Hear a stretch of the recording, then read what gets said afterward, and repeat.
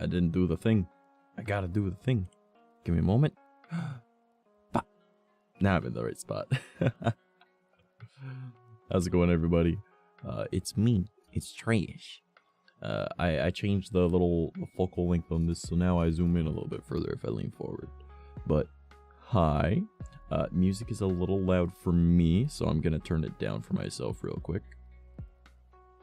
But today's stream is gonna be a little bit different. All right, we got plans for things. All right, I asked for you guys' help, and what we came up with was thanks to BB, who was probably already here lurking. I asked in the Discord. I was like, hey, what should we do on tonight's stream? And BB was like, let's watch spooky videos. And I was like, I am down. So that's what we're gonna do tonight. We're gonna hop onto the YouTube, and we're gonna sit down and dissect spooky videos as we go through it all. Now, I'm thinking we're gonna go through Nuke's top 5 to start, because that's always a reliable one. His content's pretty good. I like his stuff. So, funny thing is, I don't think I've subscribed to him now that I think about it. Let me check. You know how funny it'd be if I watch his stuff, but I'm not subbed? I'm not subscribed. Oh my god. How am I not subscribed to Nuke? Yeah, so we're going to be watching videos from Nuke's top 5. Because he puts together a lot of videos, and they're fairly long, and, you know, his stuff's pretty good. It's pretty good. I like it. As you can see, the overlays are still the ones that we made last time. There's a few things I want to change about them. Now I'm looking at them, I want to change up some things. I want to use like different colors of blue, you know, like different shades. I want to make sure that the glow on it's a little bit more how do I want to apparent, so you can actually see it. And yeah, that's going to be the plan. I'm going to make the glow on it a little bit better. And then, yeah, like there's a few things I want to do. I want to add some animation. I've got a few ideas for what I want to do. You guys already know about like the different types of alerts, how those will pop up, how I want them to look. So that'll be something. I'm not gonna lie to you. I'm a little scared of how much effort it's gonna take, but I think we can do it. Hey, how's it going, Cam? Hey, Mouse, how you doing, homie? I'm doing pretty okay. How about you, K9? You know what I forgot? Same thing I always forget. I forgot to close my vent. I'm gonna do that real quick. Before that kicks on and you guys just hear wind in the microphone. Gotta get comfy in my chair. I can't get comfy. Oh, I'm jumping around. I'm all over the place. Don't mind me. All right. So, also, as you guys can see, bottom left, we still have that goal for $11, and we get the new mouse ears. We'll go buy those. I'm good, bud. How's things with you? I'm not dead. You know, like I'm on an upswing right now, so I'm pretty stoked about that. I don't know if it was last stream. I'm pretty sure it was last stream. We had a very generous tip from Gecky, and we were able to afford both my phone bill and the goal that we had prior to that, of which was being able to get the cords for my drawing tablet that my friend gave me. Because she was like, it should work. I don't know if it will, but I couldn't get it to work. I had some issues, so I just bought a Cintiq. And I was like, oh, okay. And this is an XP pen with the screen on it. So it's pretty much a Cintiq. And they've got really good reviews. So in theory, we'll have a drawing tablet that I can do digital art on. And if it doesn't work for that, at the very minimum, I have got a new monitor. And that'll be cool. The new computer should be arriving at Frosted Frix's place by Wednesday. And then it'll just be figuring out when he has spare time to come and visit me to drop it off. And then I'll have the new PC as well. So yeah, we're on a bit of an upswing on things. My mental health is starting to come together a little bit more. I've been trying to keep myself in good spirits. I mean, my health isn't doing too great, but that's nothing new. But you know what? We're staying positive. All right, we're doing good. That's we gotta stay doing good. I also made a very long spreadsheet thing yesterday, of how I plan to grow my content this year, and what I want to refocus on. I've cut back on how I want to do streams a little bit, so they're gonna be they're starting at 7 as normal, but I think instead of 3 hours, I'll probably do 2-hour streams. just so I've got more time to be able to have for myself, to be able to not burn out. And I also want to get back into making YouTube videos. I've missed making YouTube videos, so I want to start making a lot of them. And then hopefully that'll also help me get back into wanting to make TikToks, because right now I'm just kind of, I'm bored of TikTok. I'm not, but I am. Like, you know, I gotta refocus a bit, you know. I gotta recenter myself on what I want to do. So yeah, but you know what, I've got a plan. I've got everything structured out. I have some goals for this year. One of the goals that I have is to get 10,000 followers on Twitter, which sounds like a lot, but I'm already at 1,800. So I only got to get 8,000 more, 8,200. But I went from 500-ish to 1,800 in the span of a month. So I feel like by the end of 2023, I should be able to do well enough to be able to get to 10,000. That is just a minor goal. Now, I don't normally focus on numbers at all, right? I don't think numbers are important unless you're looking at your analytics. And even then, most people only look at like, oh man, what was my average viewers? Did I get any followers? How many subs did I get? It's like, nah, man, you got to look at other stuff. You got to look at like unique chatters. You got to look at where people are from, what prime time people were actually watching, and all these other things. What's up, BB? We're taking your plan and we're doing it today. So I'm starting to learn a lot of things. I'm doing some more research into other stuff, and I'm making this year my year. I don't care. I'm doing it. All right. Another goal I have for this year is I want to get really good at making 3D models. So I feel with the drawing tablet, I'll be able to learn how to do texturing, and I am gonna sit down probably start of February once I got the new PC. So hopefully start of February. I will be brain work, or at least somewhere around the start of February. I want to get Blender, and I want to learn how to make like custom models. Like, I like VRoid, don't get me wrong. I feel like there's a lot I can do with VRoid as a starting base, but from there I want to expand, and I want to eventually get really good at making 3D models. So that is one of my goals this year, is get good at making 3D models, get good at I wouldn't say good at digital art, but I want to get better at digital art because I have no experience. Well, I do, but not much. So I want to have a decent skill level, like a passable skill level by the end of the year. I want to get myself up to, I want to have 5 times the followers I currently have on Twitter. And I'm going to focus on making YouTube videos. My goal is 1 video a week, but I've got a lot of plans. Here. I'll bring it up, and I will read off what my plan is. Okay. So I've got it's right here. All right. So I actually have like a whole guide that I've set up for myself, and it will be available if anyone else wants to do this as well.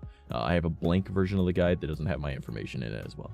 So if anyone wants that, I can send that to them. Sorry to dip so soon, but it is very late and I gotta be up early tomorrow. Hope you have a great stream, bud. See you around. I love you, K9. Have a good sleep, my friend.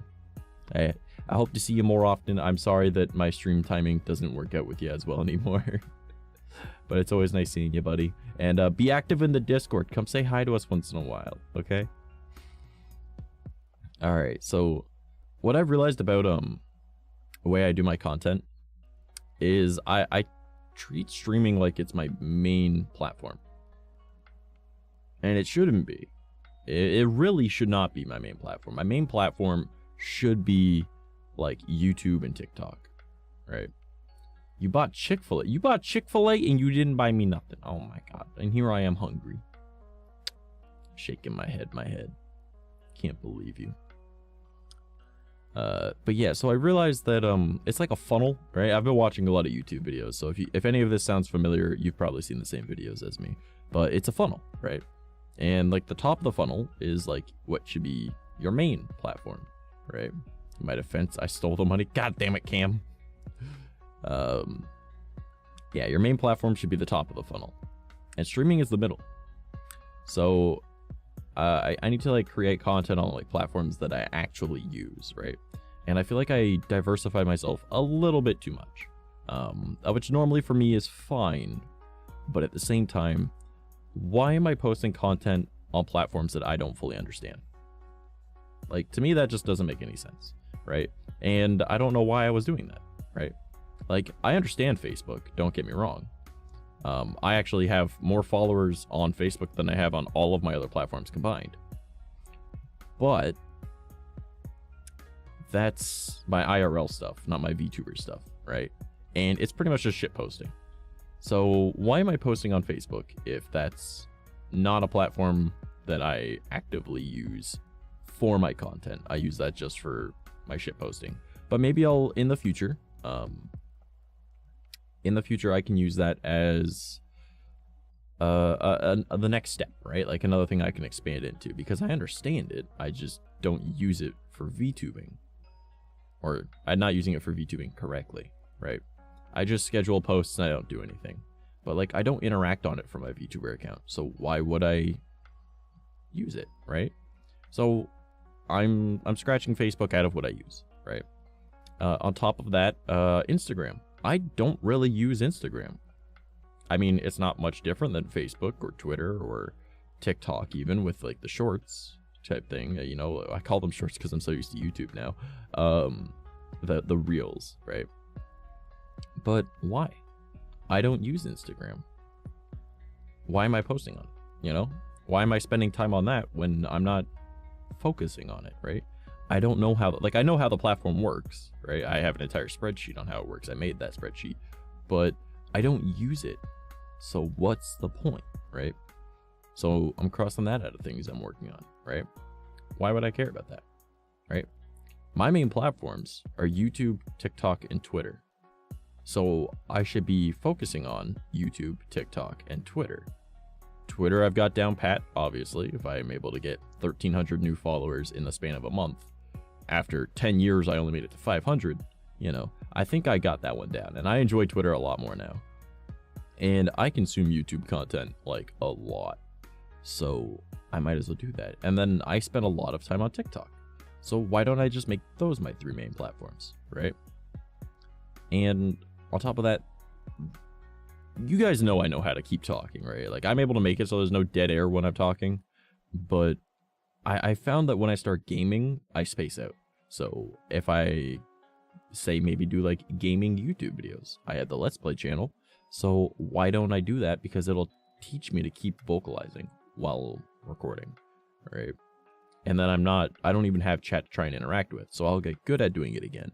Because for those who don't know, I was making YouTube videos ever since I was like 10 years old, but they weren't really YouTube videos. They were just little Windows Movie Maker videos of stop motion Lego battles that I took with a camera, and then I'd move one piece, and then I'd take another picture from the same spot. And like, you know, I was a little kid, right? And I did like Let's Plays as like a teenager and into my early 20s. I ended up stopping that because it was with a group, and then we just kind of stopped. Lego battle, yeah. Little 10-year-old me would take like his like the Darth Vader one, and I'd have like a Chewbacca, and then they'd be fighting like an Indiana Jones, and it was just like this weird Lego map that I made on those big flat planes, right? And I just take one picture, move a piece or two, and then take another picture. It was not good. Like, I was 10, all right? Like, no, it was not good. But I've been working on content creation pretty much my entire life, right? Like, since I was able to figure out what it was.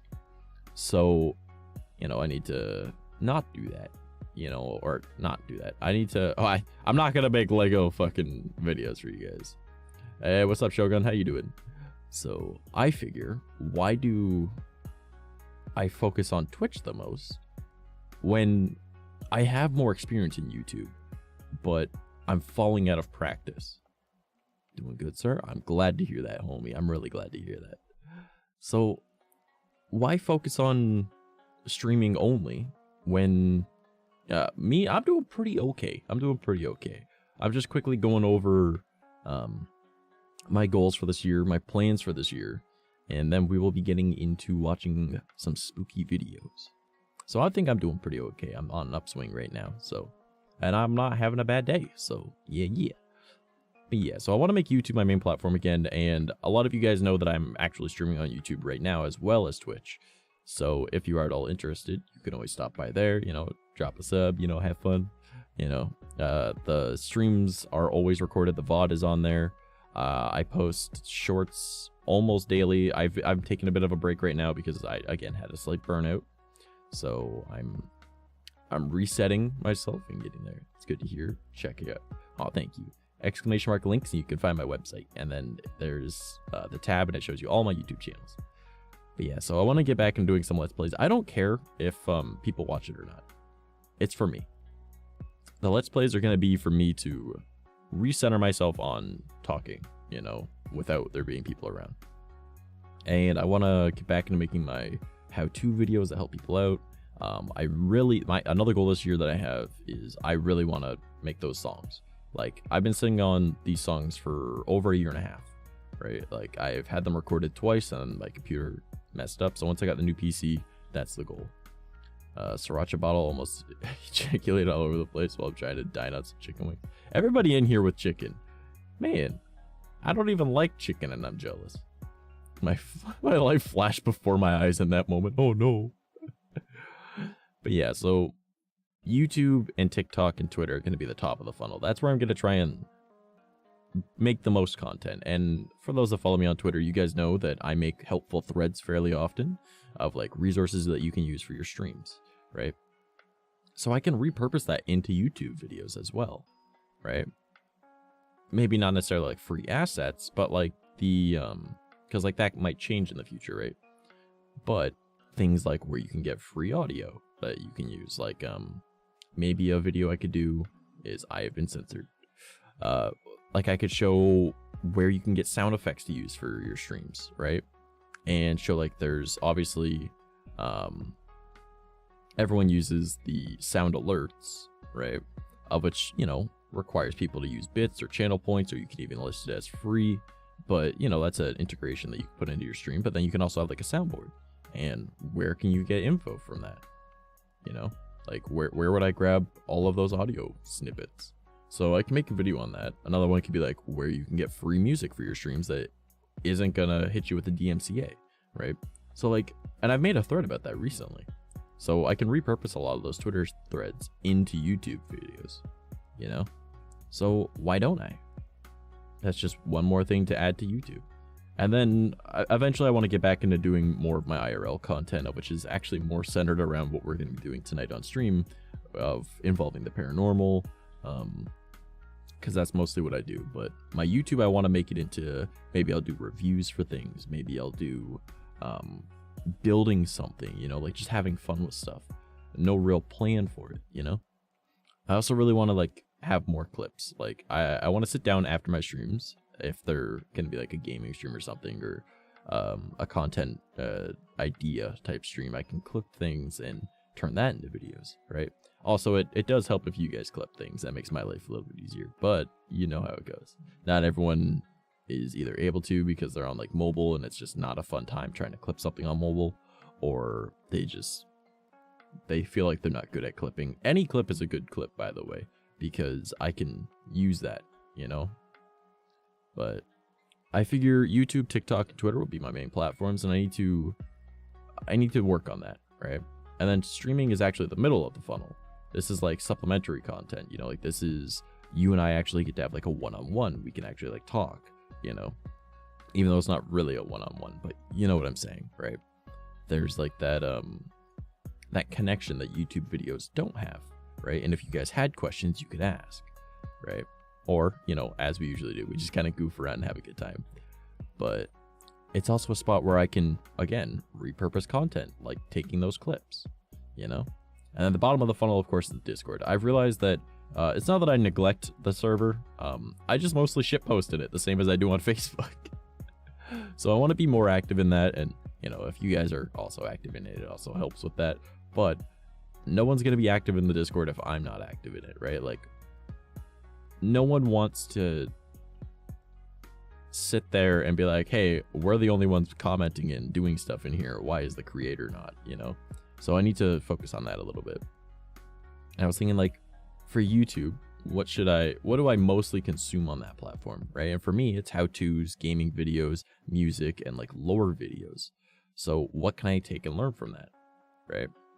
So obviously I know how to make how-tos. That's what my branding originally was when I was making YouTube videos on here, or at least in relation to Trash Mouse, not my previous accounts that I've had, right? And then gaming, I've got a gaming YouTube channel. I can do that, right? Music, you guys already know. I used to be a musician. Like, I used to be a vocalist before I tore my vocal folds.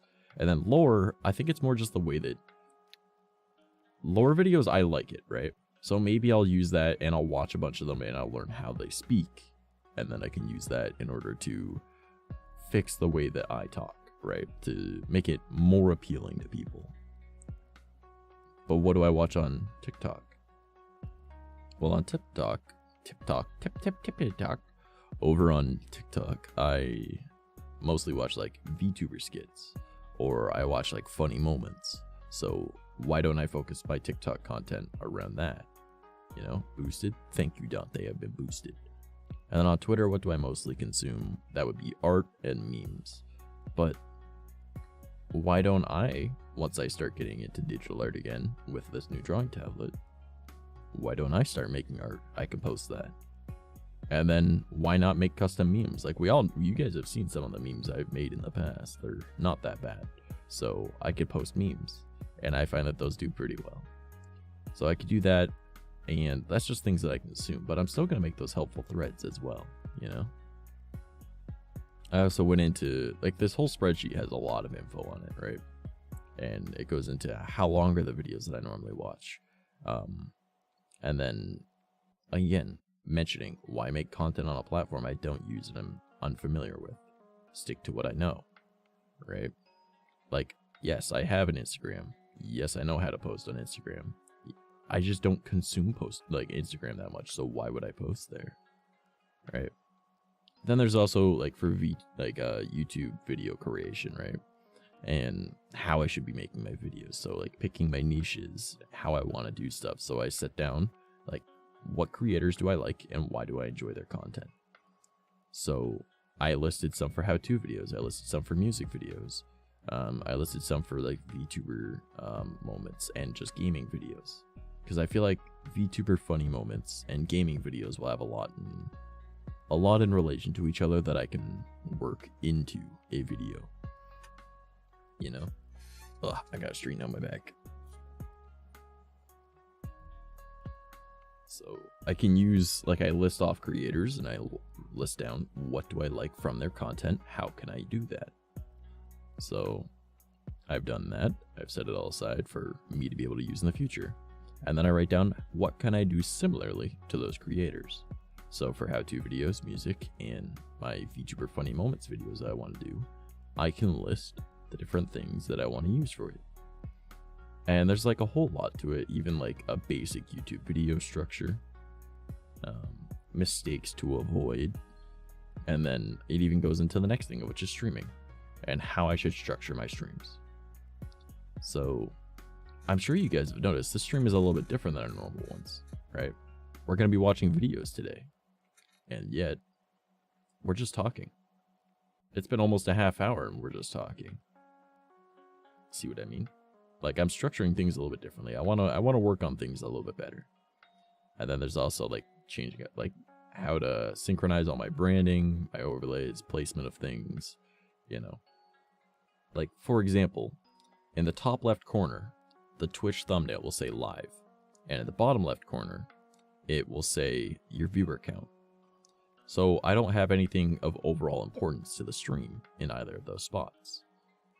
Where it says live, it would actually technically be framed. And in the bottom left, I just have the goal of which is completely okay to be hidden by a viewer count, right? Because that's just, you know, a little thing that we have there. That's not an overly important part. It's not like the focus of the stream. Chat and the model are. So those are the main focus of the stream, and they're in the center, not covered by anything. And then there's also like panels and whatnot. I think my panels look okay. I might redo them with the new theme that I'm going with though. And then on top of that, there's also like tips for Discord. So I feel like when I made this, it'll be very helpful for other creators as well. So if you're a content creator yourself and you would like the blank version of this, feel free to let me know in the Discord, and I will send you the link to it. Okay? Now that I've gotten over all that, I've told you guys what my plans are for this year, of which, if we go over it one more time, it is to get 5 times the amount of followers I currently have on Twitter. My goal is to have that by the end of the year. I think I'll have that, you know what? Probably in the next few months. I'm going to focus on it. So maybe in the next few months. On top of that, there's going to be constant YouTube content coming out. I'll work on my Let's Plays, which will be on the Let's Play channel, which is Trash Plays. And then I want to have my how-to videos on my main channel. Now, I do really like doing horror narration. I just find that I get bored when doing it sometimes. So maybe I'll do that. My plan is to have 3 videos of that a week, but maybe I'll do 1 a week just to cut back on it. Another goal that I have is to have like daily uploads for both YouTube Shorts and TikTok. I did have it going on Instagram Reels, but I don't really need it. So why, right? I don't use Instagram. Why post on Instagram? I have Facebook. I don't really post on my VTuber related stuff. I'm hoping that within the next year or so, I will be able to be in a position that I can hire editors and maybe even a manager. And with that, I can have help. And then I don't need to focus on doing everything myself. Now, one last thing that I would like to talk about before we actually get into our videos. I'm sorry, I know. I just said we were gonna, and then I did this. Some of you guys are interested in seeing the things that I want to get for my setup. And I updated my throne. And now it has more of the things that I plan on buying. So if you are at all interested in seeing the things that I'm planning to get for my setup, if you do !throne, you will be able to check, and everything that I've added is in the tech section. And I'm gonna have a fancy setup. That's my plan. I want a fancy setup. So that's my goals for this year, is to buy everything that is in the tech section of my throne. Alright, so now let's pause this music, and we will get into watching our videos. Now, don't mind that the overlays are going to change. I didn't make one for the like watching stuff when it's still the old style. But let's take a look over at this. All right. All right, and now I believe it was this one. Yes, this is the one that I said it as. I think maybe, or is it this one? No. Something seems off. What is wrong with this? Give me a moment. Something's wrong with how I literally had this set up before.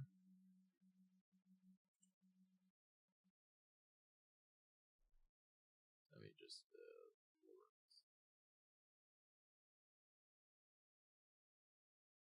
all right. Actually, one moment. I've got a cough. I'm sorry.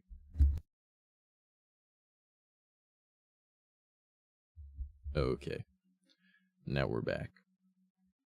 Sorry about that. Rainbow trash. I have been made into a rainbow. So, what should we watch? Let's go with maybe the top 20 scariest ghost videos of the year. Why not, right? Or do we want to watch the ghost videos of the year? Let's watch the ghost videos of the year. All right. And we're going to be pausing it and dissecting it as we go along as well.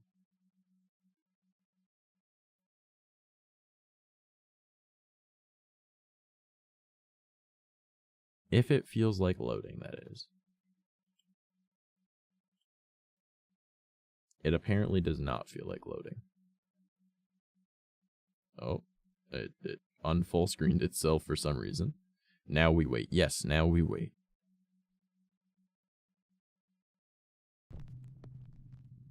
Alright, let me know if the audio is too quiet too. Alright. What? 20 scariest TikTok ghost videos of the year. Yeah, that looks quiet. TikTok TikTok user DarkSecret37 is a mother from the Philippines currently living in Japan with her 2 sons. One evening in the spring when the sakura trees are in full bloom, the 2 boys make a video with one of their friends filming. What happens next is truly bizarre. Alright, let's see.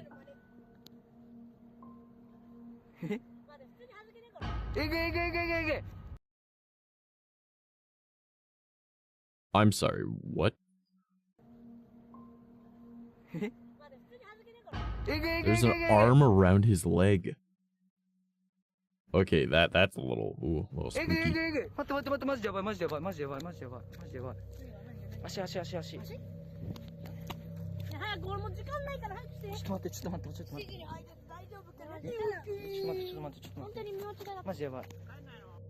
Did you see it? What? A hand. That is so creepy. What? And there's not even like an arm behind it on the like his right, our left, between it and the tree. What the? Boy's legs. The guy who's recording is shocked and hurries over to inspect the area around the 2 boys. But there's nothing and no one there. Some Japanese TikTok commenters believe that long ago someone was buried on the spot where the sakura tree now stands, and that the restless spirit tried to reach out to the children. Literally. That is freaky. I honestly, if I saw that, I think I'd be like, okay, it's fight mode. Where's this ghost at? You know, like that. No, did not like that one bit. But what do you think this creepy hand could be? Is it real or just an elaborate hoax? You decide. I mean, it's possible that it's a hoax, but it is definitely creepy. On camera. TikTok user Summer, who is a mother of 2, lives in a small house in an old town in rural Georgia. Late one night, Summer takes her phone out to record a quick video in her backyard. But she immediately notices something that is absolutely unnerving. That's never good. You're like, I'm gonna go and take a video of my backyard. These things are like, I like the flowers in my garden at this time of night. It looks nice. And then something spooky happens. That is not something that you want. Not at all. Y'all, I am in my yard. Watch my face. This is not an app doing this. This is my yard. The church is behind me. Watch my face. Church, you can see straight through me. I kid you not. Look at this. Whoa. This looks like poor camera quality. On camera, Summer's face seems to twist and distort into something. Like, that just looks like a lighting thing.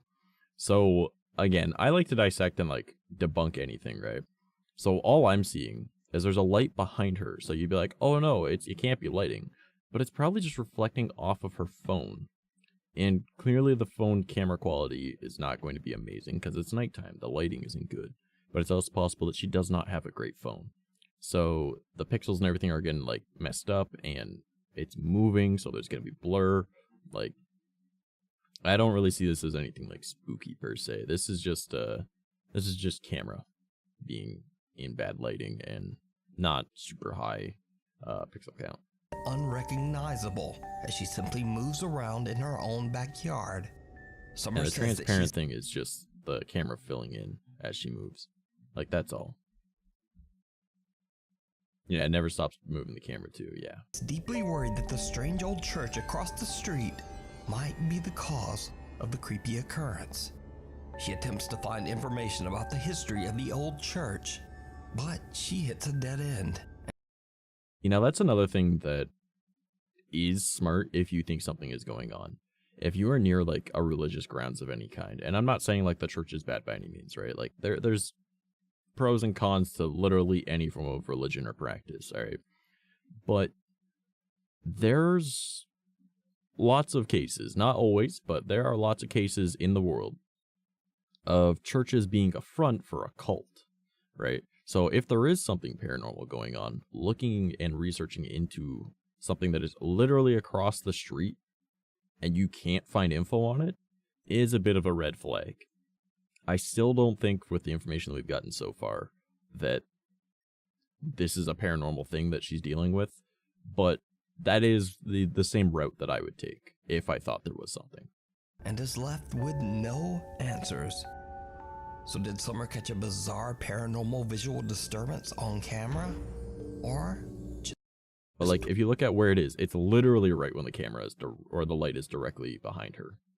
So the camera from the phone, all right, we're just assuming it's like a typical smartphone with a glass screen, right? It's just reflecting the light onto her face, and the camera's quality isn't great.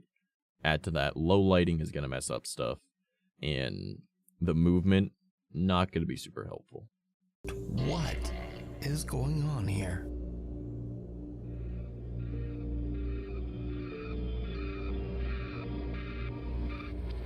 Meanwhile, on TikTok. More than 150 years old, the 𝐂𝐚𝐭 house is known for its ghost stories. A family that lived here for close to 20 years says there's no question this place was haunted. On Halloween night, paranormal investigation team Paranosis hosts a live event on their TikTok page as they investigate the allegedly haunted 𝐂𝐴𝐚 house in Bountiful, Utah. The historic home was built in 1859 and was the home of Mormon pioneer 𝐂𝐴𝐚 and his 5 wives.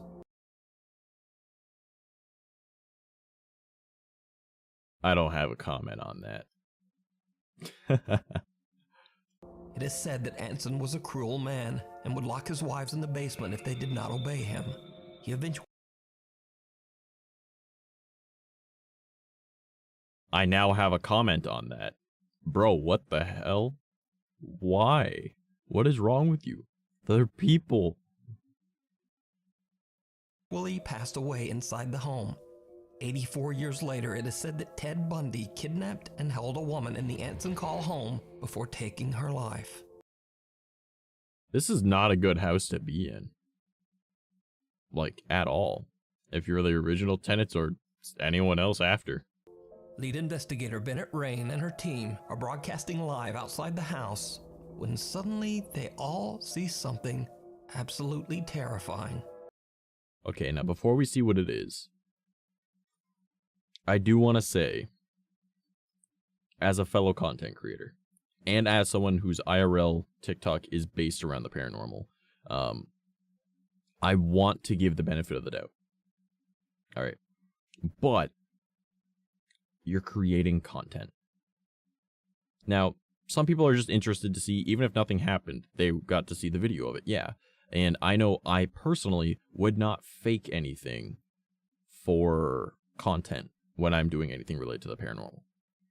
I don't know these creators. I don't know how they are outside of their content, because obviously, when we create content, we are putting on a persona.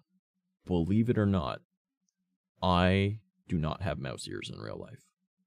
I know. I also don't have face tattoos. Kinda crazy, I know. My hair, also not white. I'm sorry. But with IRL content, personally, I will not try to make something that isn't there, because I believe that gets rid of all of your reputation, reputability, and if people believe you. Again, I don't know these creators, but I could see that as an option that someone might do. How could you done this trash? We're canceling you. I'm uncancelable. Everyone already knows I'm a piece of shit. But I can see it being an option for some, right? I will give the benefit of the doubt, though, and believe that they are the same as me in that regard, where they aren't going to fake content. So, a 1 out of 10 gamer. Okay, alright, hold on. We gotta address that. Are you always this pathetic? Alright, so now let's watch this. What? There's like a knock on the sounded like a knock on a window or something. I'm done. I can't. Okay, that right there.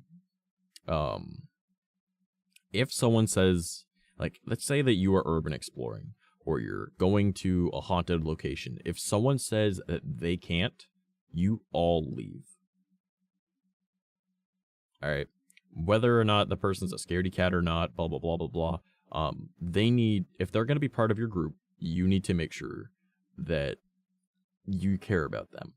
And if someone can't do something or they are uncomfortable, you as a group leave together. You don't send them home alone.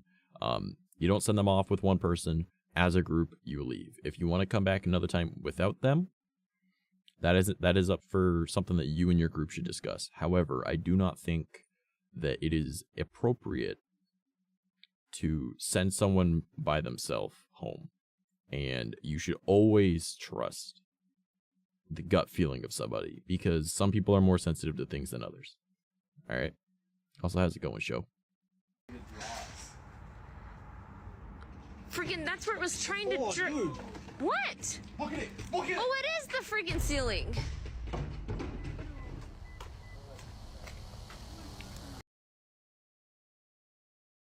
What? Freaking, that's where it was trying to Dude. What? Look at it! Look at it! Oh, it is the freaking ceiling.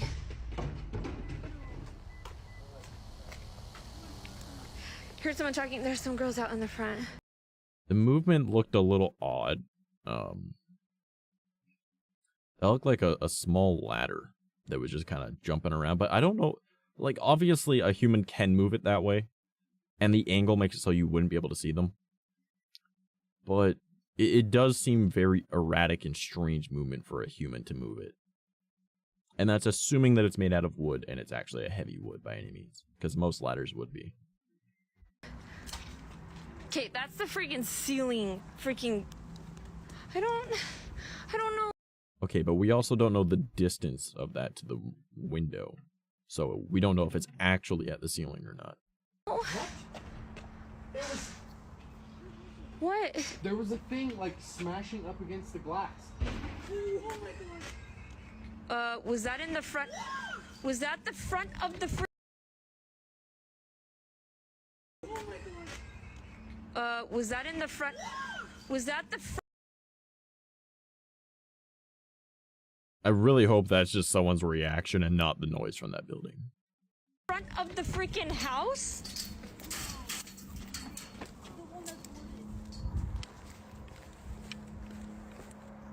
What was that?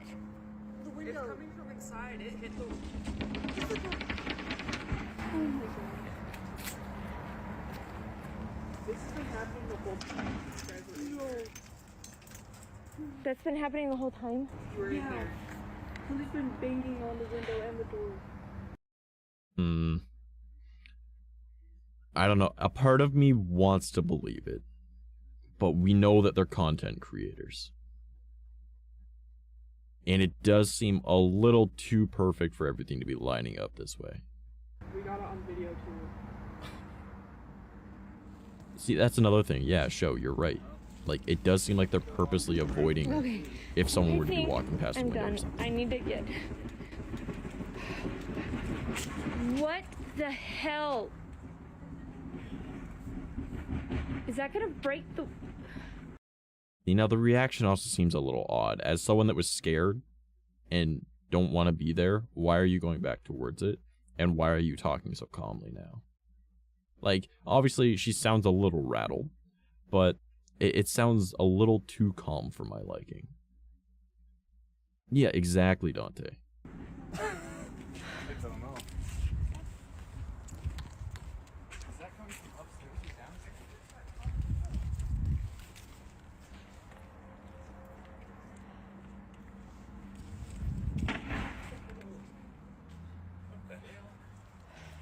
I don't know. It Okay. just seems like, as someone that was scared, Okay, she's sticking a little too close to that building.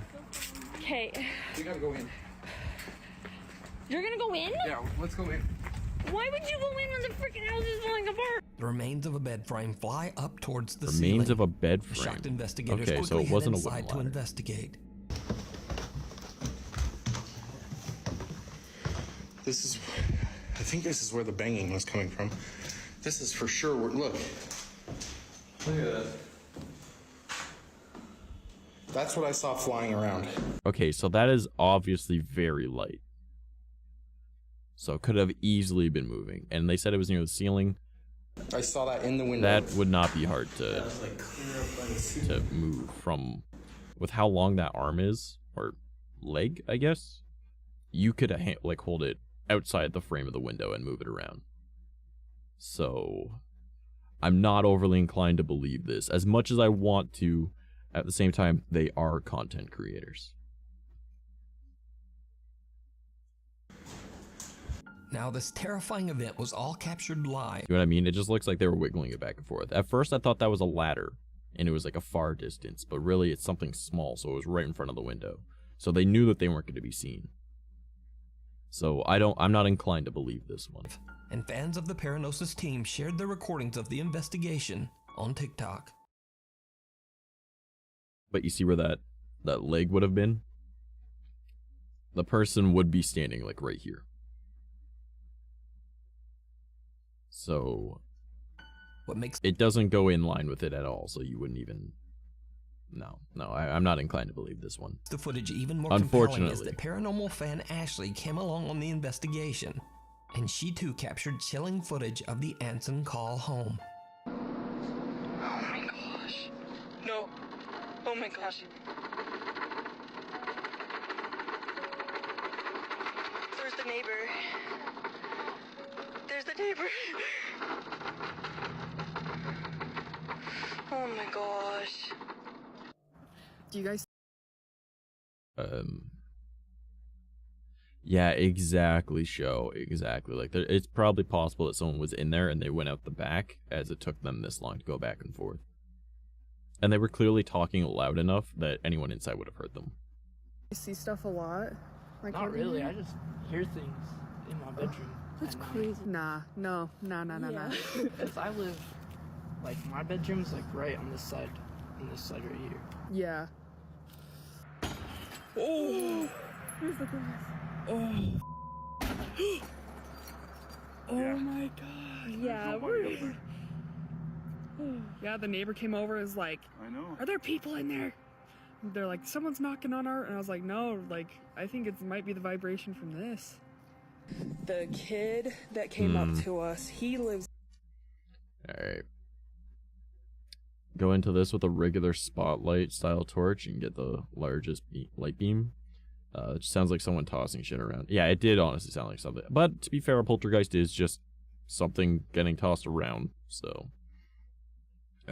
but yeah, definitely get like a good light. Like, I have a flashlight that it literally turns nighttime to daytime. And it was not that expensive.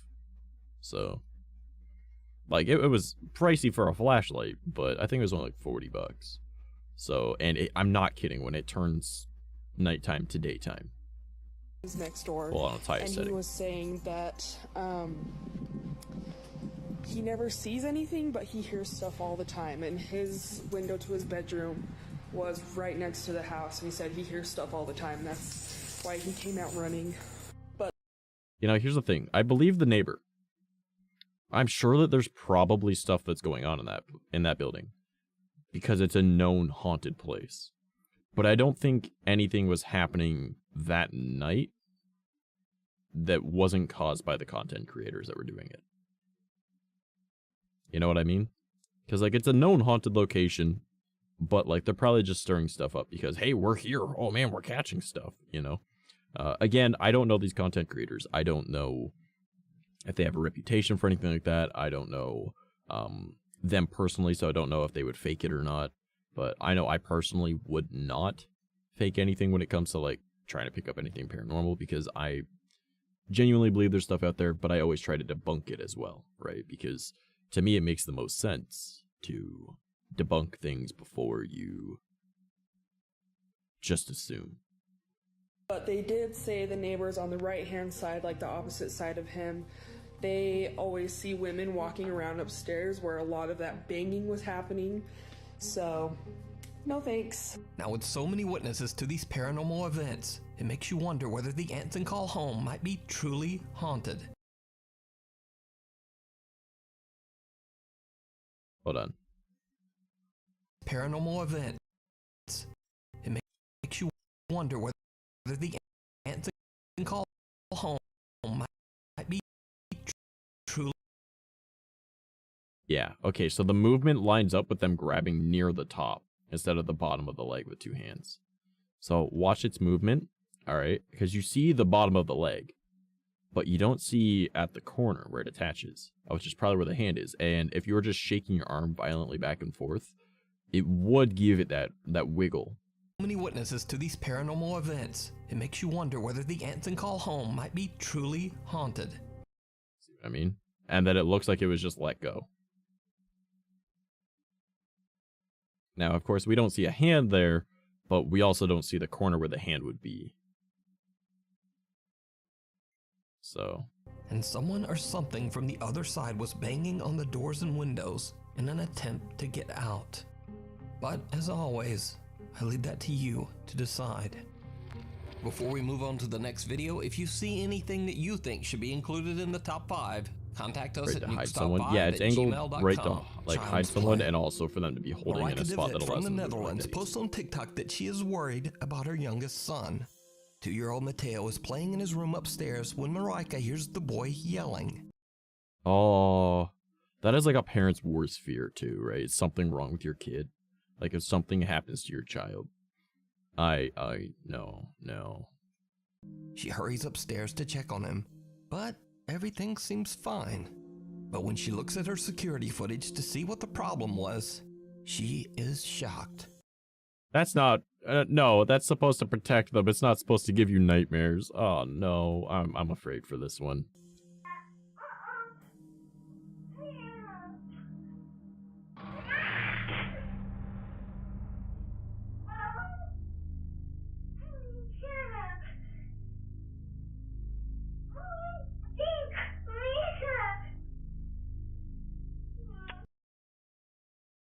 I'm sorry, what? Okay. Is shocked. So he's sitting there and he's playing with it. Okay, so he clearly throws it with his right hand. We see that. Because his hand was under the bottom, or I guess his hand was under this bar, right? So we can see his hand right here and he throws it.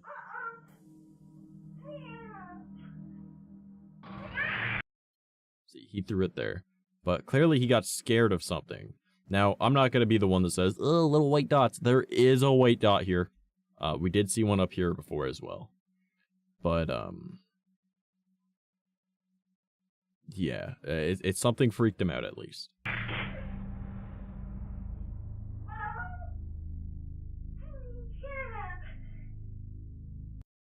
Yeah, you saw like the dot going up this way.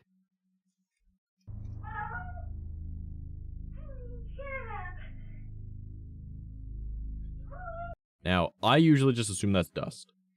There are times where I've had those in pictures and I can't explain it because there wouldn't have been dust because I'm like out in the woods or something, right? There's not really much dust in the woods because it attaches to foliage. Fun fact, if you have like a vine or plants in your house will have a lot less dust because it attaches to the plants because they've got like something about them. I think it has to do with like static electricity or some shit. Somehow, some way with like them being alive, they got electrons that are moving and whatnot. So I think that's why, but I know that when we had a vine in our living room at our old place, like my parents' old place, sorry, that we never had dust. So if you've got like allergies to dust or something like that, get plants. Specifically get a vine that you can have wrap around the entire like ceiling. Not like crisscross, whatever, but just along like the walls at the top. And it gets rid of a lot of the dust. So, ghost orbs, we got ghost orbs. Yeah, see, I don't normally trust ghost orbs unless I'm like, I can't explain this one. So, being indoors in a kid's room, I could see there being dust.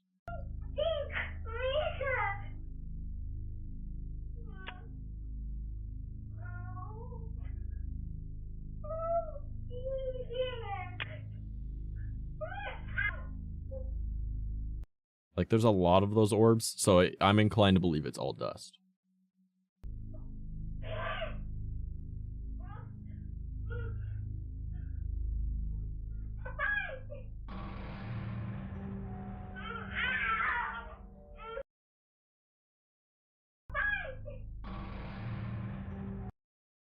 Oh, okay.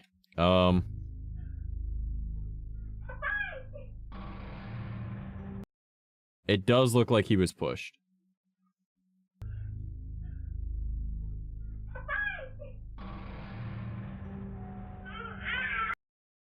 Like, that doesn't look like a kid purposely leaning back. Like, that looks like he was pushed.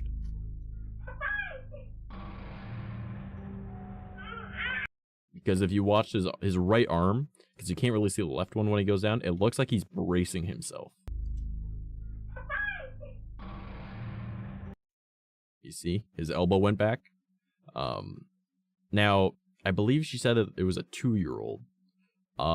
Generally, so if you've noticed, babies, they fall down when they go to walk. Us, when we go to walk, if we're gonna fall, we brace ourselves. Babies don't. A 2-year-old has lived long enough to have the experience to know to brace itself when it's falling. So, because it's probably walked before.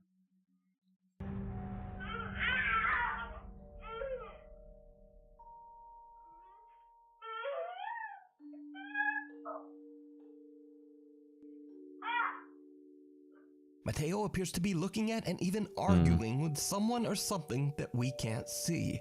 Then the 2-year-old seems to be pushed backwards onto the floor. Now Marika says that Mateo is fine and was completely unharmed. But this is Yeah, and like he was clearly confused there. where the story takes a very strange turn. You see, Marika says that she was originally pregnant with triplets, but sadly the other 2 fetuses failed to develop, leaving only little Mateo. Marika believes that Mateo might be visited by the spirits of his unborn siblings. But I'm not inclined to believe that, but alright. what do you think happened to little Mateo? Let me know. So, it's possible that there's some form of entity in that room. I don't know. I, again, want to debunk things before I start assuming. Right? I feel like the spirits of unborn siblings is just some fluff they added. Yeah, like, okay, so this might ruffle some jimmies, but that's not a thing. Okay? Your siblings are not going to come back because you were born and they weren't and then attack you. All right? And also, that's based off the assumption that we have spirits, right? Like, if you were to have, like, your own ghost, all right? Now, this gets a lot into, like, meta-type stuff, but assuming that there are spirits and they were able to do that, you would have to believe in reincarnation. Otherwise, they wouldn't have left heaven, right? Because generally people would be like, oh, heaven, this, that, whatever, right? Those won't be good angels or whatever, right? Not that you would become an angel if you went to heaven anyways, but you know what I mean. It would more than likely be a reincarnation thing, and if those spirits were real, they went somewhere else. They aren't bothering with this kid, right?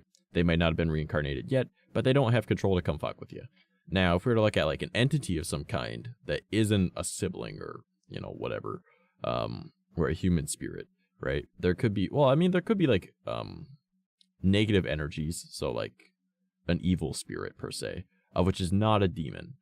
Demons are actually better to work with than any form of, or the most forms of supernatural stuff, because they're very apparent with what they want, and they're also less likely to trick you, contrary to popular belief. But a negative spirit is entirely different. So say that there were to be someone that was like a ghost, right? Like a poltergeist, whatever. Not a demon, a negative spirit. It is possible that, you know, someone with unfinished business or whatever and kept their spiritual pressure in this plane, like on our plane, in theory, could mess with somebody. I would have looked more into, like, the history of the home, of the land that you're on, and see if there was anyone that disliked children that is now deceased, because that might be a way to go about it. So, or even just dislike people in general, but specifically children, I guess. But that's just more me looking into more than just, oh my god, it's the baby siblings that are mad at him. They came and pushed him over, and he's arguing with them. If they're siblings, they would probably be happy with him being around, be like, we're sorry that we can't be there with you, type thing, right? Because, like, they aren't baby spirits, you know, like they've had this time, but they get the knowledge of the universe if they became part of the fucking ether. All right. That would just be me. Gonna haunt the shit out of everybody when I die. Oh god. Demon down the hall. Supernatural investigator Cody Aaron says in his YouTube and TikTok videos that he doesn't believe that ghosts are real. Good. Skeptics are what we need. Alright. I personally believe that shit's real. I'm skeptical of every encounter people tell me about. People that 100% don't believe it, they're the best because they're gonna be looking for an explanation. Alright? Even more so than me. Because I know that these things are real. But I'm, like any human, am prone to bias, right? I'm gonna look for the appropriate answer that could be explained by science, but it's possible that I overlook something, whereas them, they don't believe it at all. They're gonna keep looking. They might think something I didn't, you know? So people that don't believe in it 100% are the type of people that you want on your like paranormal hunting team if you're gonna hunt the paranormal. Or at least that they aren't the lingering spirits of humans. Instead, he... That's a good point. That's a good point. There's plenty of entities out there, right? From different cultures, different religions, all sorts of things. So, nothing saying that it needs to be a human spirit, really, when you think about it. Like, we're all made of the same matter as our planet, the universe, and, like, fucking the tree outside. Like, we're all just, you know, atoms. So, I wouldn't necessarily say that it needs to be a human spirit that's gonna fuck with you. He believes that all paranormal experiences are actually demonic in nature.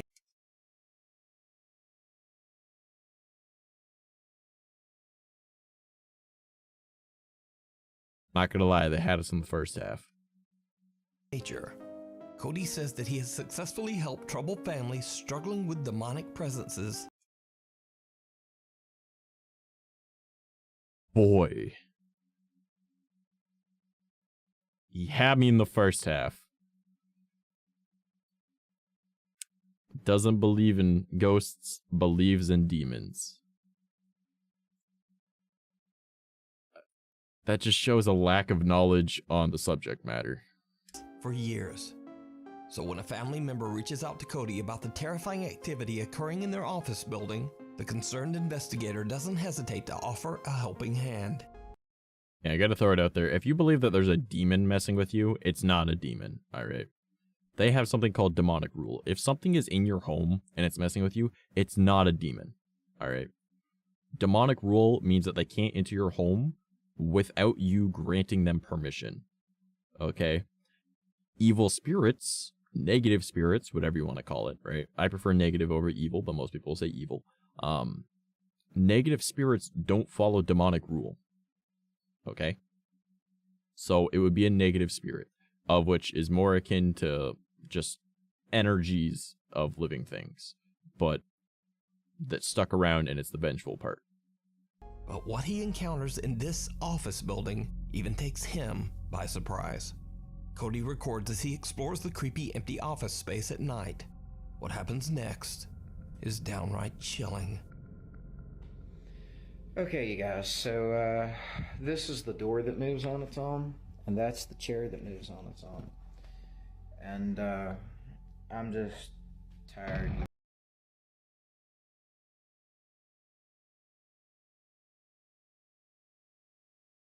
Hello! Now, there's absolutely nothing here this time. I've not seen. That seems staged. Literally what he's talking about and that being there. And I'm just tired. You know, there's absolutely nothing here this time. I've not seen anything. Okay, that's set up. 100% that's set up.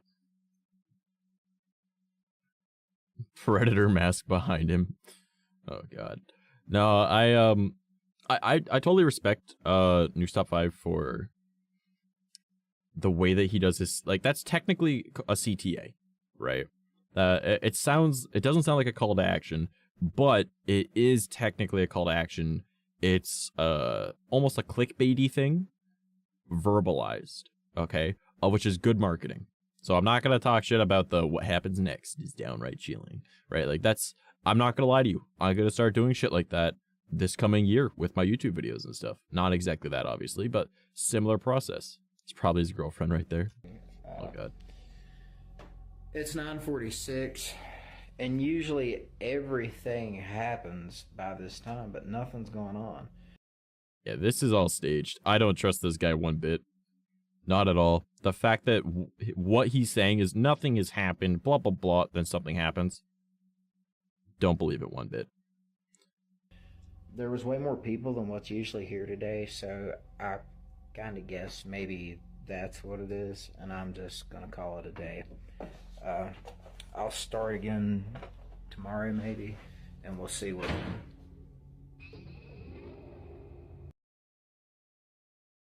I'm just going to call it a day. I'll start again tomorrow maybe, and we'll see what... It's a door closing. It's entirely possible that the angle that the building is currently sitting at is no longer like 90 degrees, because believe it or not, most aren't. Or there's something wrong with the hinges and it is just a heavy door, so it closes itself.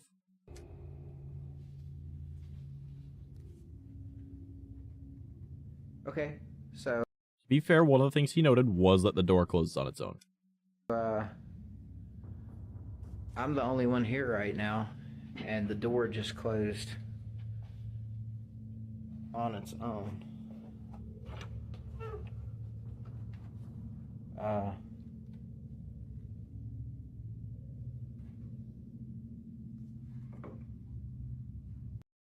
I don't like that he looked away from the chair. Guarantee you this chair is going to move now that he's mentioned it at the beginning of the video as well.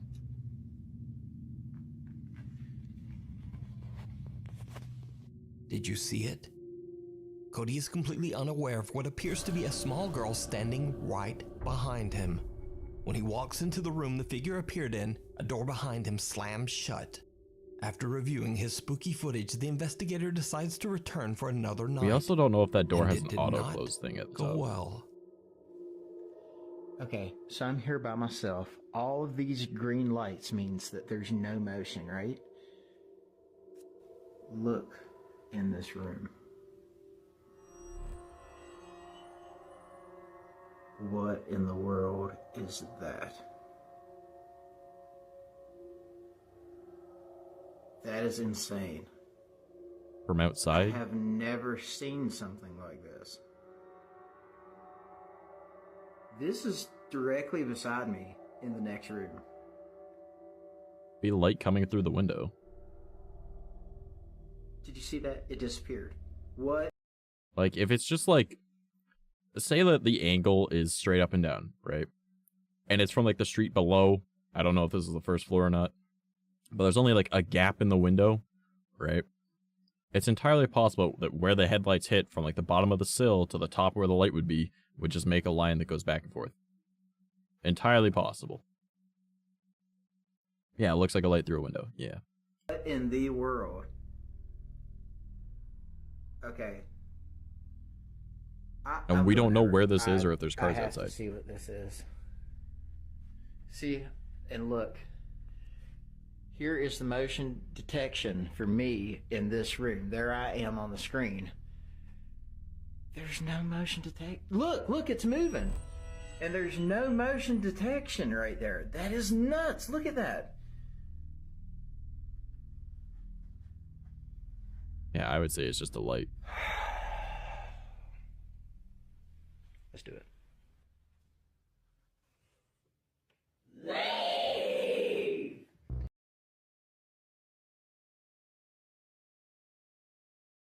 Bruh. No, that's not how that works. Okay, yeah, I'm gonna need Eric's help for this. I'm not gonna do this by myself. Cody is shocked when suddenly a loud voice yells, "Leave." Leave! So could it be that the office building is haunted by a demonic presence? No. It's all staged. Or could it all just be an elaborate hoax? You decide. You can check out more paranormal moments over on Cody Aaron's TikTok page and YouTube channel. He's a content creator. TikTok user Lacey Nicole is a theater teacher at Sarasota High School in Florida. Lacey says that there have always been stories about the ghost of, quote, Shannon. Not gonna lie though, if I heard that leave as like a sound effect in a video game, it would freak me the fuck out. A Victorian woman who is said to haunt the high school's theater. Too squeaky. Back in 2007, during a high school production of Beauty and the Beast, many believed that Shannon the ghost made a very unexpected appearance, and it was all captured on camera.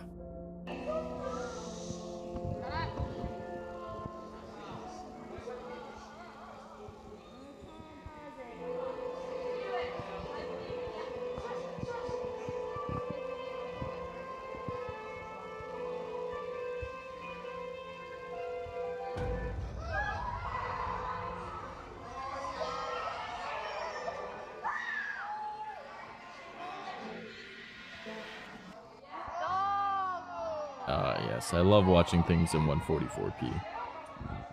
I can definitely tell what's going on. I would be more inclined to believe its validity if it's on those accounts that have some non-horror, non-content creator stuff on their channels. Then they have the video up here of what they experienced. Yeah, like, okay, so, again, I don't ever expect people to believe me when I'm doing things. Because, you know, like, I'm not gonna believe other content creators. My job is creating content. I know personally that I would never fake something, but the rest of the world doesn't know that. Not even you guys know that. You can take me at my word, but that doesn't mean that you're gonna, like, you're not me, right? Like, you don't know what I would do, right? And that's how I see things about, you know, other content creators as well. Personally, I'm not gonna fake content when it comes to anything paranormal if I were to go and search out stuff on, like, my IRL TikTok or my IRL YouTube. However, I'm not going to expect everyone to believe me, right? Like, yes, I would like to think that people trust me, right? I like to think that I built that kind of rapport with you guys where you know that I'm not going to be lying to you. That doesn't mean that as a content creator, I wouldn't be looking for content, right? Like, you know damn well I would go out and just be like, hey, at least we went and explored a cool looking place, right? But that doesn't mean that if something did happen, that you're not going to think, did he stage that, right? Because my job is a content creator, right? So, like, I like to think that you guys would believe me, but I 100% expect you to not believe me if I were to discover something, you know? Because I wouldn't believe me. I would be super skeptical because that's how I am, right? So seeing these other content creators and just the timing of some of the stuff, right? Like, I haven't seen anything, immediately sees something, immediately has something else happen. Not even like a little bit later, oh man, look at this light coming through a window. Leave! Right? Like, no. Like, I'm not inclined to believe that, right? And especially coming from a content creator. Because I know what it's like to be a content creator. We're looking to get that little 5 minutes of fame all the time, right? So, whereas me, I don't care about numbers, right? To a degree, obviously, I pay attention to them. I search my analytics. I see what you guys enjoy and I see what you don't. But I'm not inclined to believe content creators, you know? I want to. And if they seem like they'd be reputable, then yeah. But I'm not always going to believe them. 20 videos about cars on the channel, sudden video of a ghost thing. Just maybe. Yeah, like, that's what I think, right? Like, my IRL TikTok is based around me talking about the paranormal, the difference in things, talking about, like, cryptids, my practice, nature, mythology. So if I were to go and explore something, it would make sense, right? Like, it's on my branding, right? But it would seem a little sus if the first video I were to post of me exploring shit is me finding something, right? Now, if I were to just see something and I whipped out my phone and then ta-da, then yeah, but I'm also not expecting people to believe me, you know? It does seem a little sus. Oh my god. Terrifying. The unexplained apparition of a woman in a flowing white dress can be seen floating 8 to 10 feet above the stage. Now, it should be noted that this was in no way a part of the play. So could I this don't be the believe this spirit one of bit Shannon, just because the it's Victorian 144p era and we ghost that can't haunts the prove it or theater? not. Let me know what you think. Like, you can't fucking see it. Like, if I were to change this to 144p, you wouldn't see a visual difference in this. So, like, they're recording their phone of Windows Media Player. Alright. Of an old thing. Like, The road less traveled. TikTok user Rifki from Bengkulu, Indonesia says that he was returning from a quick trip to pick up some... I already believe this one because it's Indonesia. That might sound weird, but I don't know what's going on. I just believe it. But let's see if that sticks. items at the local convenience store. But on his way back home, he has a terrifying encounter. Okay, don't you lol at me. You know damn well why I think that. Oke guys, gue baru dari Indomaret dan gue abis belanja di Indomaret dan sekarang waktu mau balik ke kos dan di ujung itu kayak ada orang atau apa gue nggak tahu ya guys, dan ini cuma jalan satu-satunya untuk ke kos gue gitu. Oke, kita deketin aja ya, oke? Pelan-pelan. Where am I supposed to be looking? Gue nggak tahu tapi ini orang atau enggak ya. This? Oh.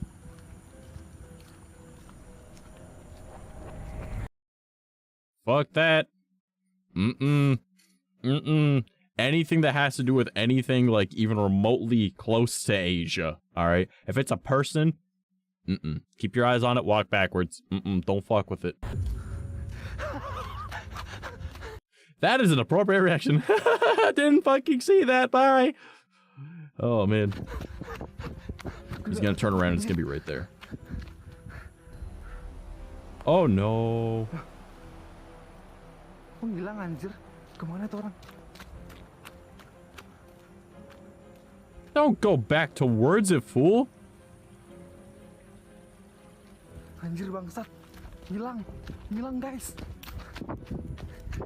A strange woman seems to just stand motionless on the side of the road. Rifki is freaked out, and since this is his only way home, he decides to just run past the bizarre woman. That's a true fuck around and find out moment too. Hey, yo, fucko, why you walk back towards like, oh, where'd she go? Okay. Honestly though, I can't say I wouldn't do the same thing. It could just be poor decision making. But like your brain isn't thinking right, especially with like, again, anything even remotely close to Asia. All right, like any Asian country remotely close to it, even in Russia, which is obviously very close to Asia because you know it's part of it. How do I want to explain it? The spiritual energies that are there are insane, right? And the majority of them are things that manifest to look like people. So you really don't want to fuck with anything spiritual that is Asian, just because it's their culture is so old. These things are incredibly old, right? Like it's not stuff that you want to fuck with, right? And oftentimes they know how to manifest as something that looks like modern day people, or at least close to modern day. So no. Like, there are way too many stories of things like that. And way too many missing people's reports of, like, yeah, my friend went to go and he saw this girl and then he disappeared. You know, like, because he went to go talk to her and then suddenly they were both gone. Like, things like that, right? Like, there's too many stories from, like, Japan, China, Indonesia, like, Philippines, like, Vietnam. Literally too many for me to not believe it. And especially with this, like, he made the same reaction I would of pull out phone. This is weird. This person isn't moving. Is this paranormal? Because if it doesn't show up on your phone, then that's more cause for concern because you see it in real life, right? So maybe I'm hallucinating. Or secondly, this is some form of spirit thing. Or if it does get caught on phone, it had a physical mass, meaning that it can harm you, right? Where'd Show go? Oh, he saw an eldritch horror girl and went to try to flirt. Probably dead now. I mean, your memory will live on. But when he turns to look back, she has disappeared. Like, I want to debunk this with one thing. I want to try to, at least. The rock right next to her. If this is fake, she could have hid behind that rock. Because when he runs back, you can't see past that. Because that rock right there is actually a bridge that is going over that land. So you can see that there's actually a stream right here. Alright? Because it continues on that side. So it's entirely possible that she jumped down there. And when he was running, it made enough noise that she was able to get and hide under there. But I'm still inclined to believe it. And wonders if he captured something paranormal. So is this a real ghost caught on camera? Or just someone acting really strange? I leave it up to you to decide. The Casper Mountain Crawler. Yeah, I mean, I'm inclined to believe it, though. Sounds weird because it could be easily debunked if we were to see what was in that, like, under spot, but I wouldn't want to stick around. So, yeah, I would be more inclined. However, I do still believe it just because Indonesia. I'm not gonna lie. TikTok user Isaiah Harris and his cousin Brock are out on a hiking trip on Casper Mountain in Wyoming. In the middle of the night, as they are crossing a bridge, they start to hear strange groaning noises that seem to be coming from underneath the bridge. Assume it's a bear and fuck off. Doesn't matter if it's paranormal or not. Assume it's a bear and fuck off. Isaiah pulls out his phone and starts to record as they go to investigate. What happens next is downright terrifying. Me and my cousin took a hike in the middle of the night. That means that we're close. And what we found was the most terrifying thing I've ever witnessed.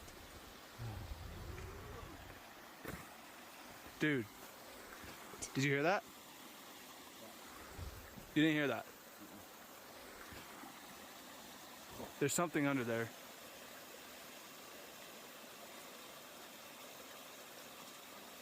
Bro.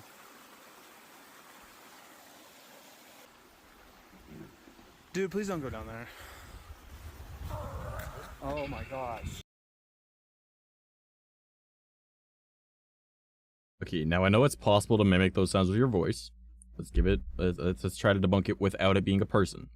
Clearly, second dude doesn't believe the first guy and he wants to go and check it out. I don't know if these are content creators, but they are just out on a hike apparently. And I know me and my buddies would fuck around at night. But could be a frog. Alright. Could be a wounded animal. Alright. But also could be a person. Because we can make that noise.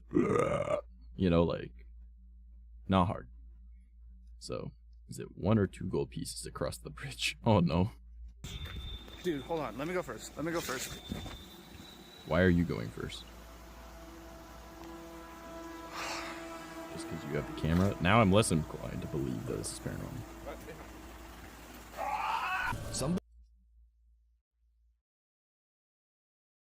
Oh no!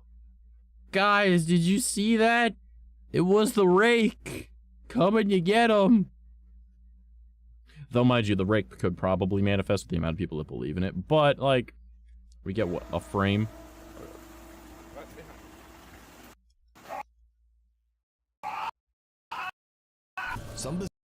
See, now this is my moment of like, oh fuck, and I jump back, and then I'd be like, wait for it to come running out at me, and now I have the high ground. Like, I learned from Obi-Wan. Now I'm gonna tackle this motherfucker, and I've got my brother there to help me.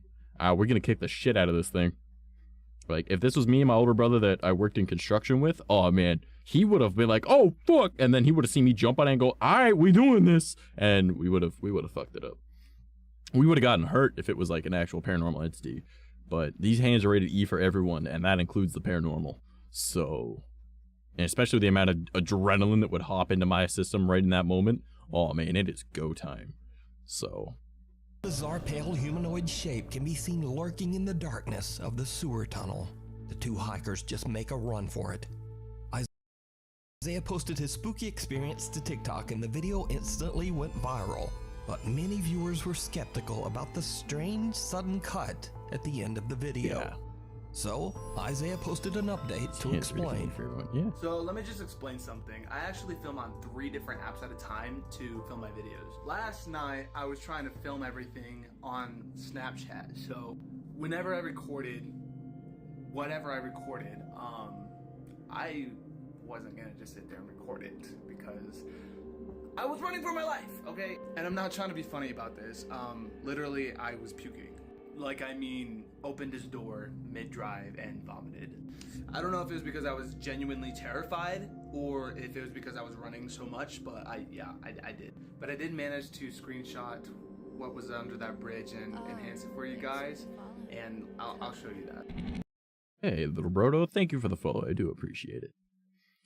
I'm trying to watch this guy's eyes because you can tell if someone's lying based off like the way that their eyes move and the directions that they look. Not a perfect one-to-one of it, but there's a TV show. It's a little older now called Lie to Me, and it does follow a lot of like human lie detector stuff. But found you from Twitter. Oh, well, welcome Twitter friendo. We don't normally watch spooky videos like this, but I figured, you know what? Why not?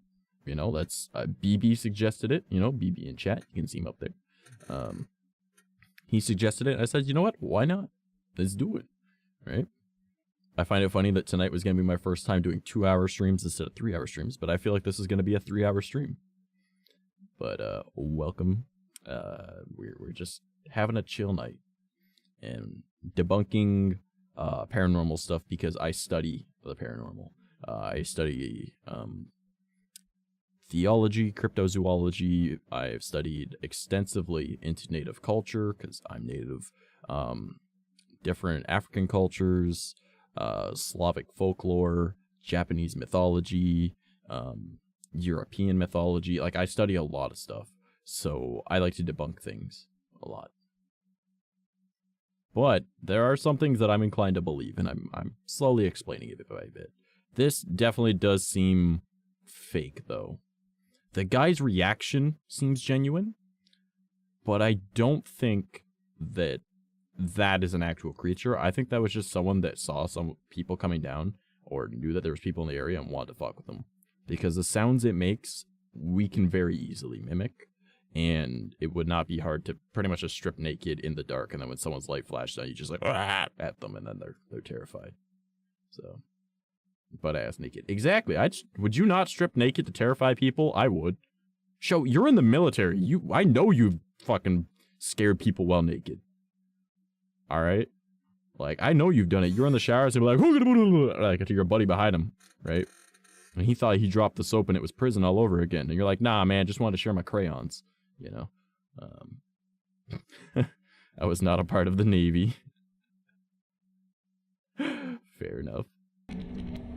Yeah, let me just tell you, I've never been more terrified in my entire life. I can't even look at this picture right now.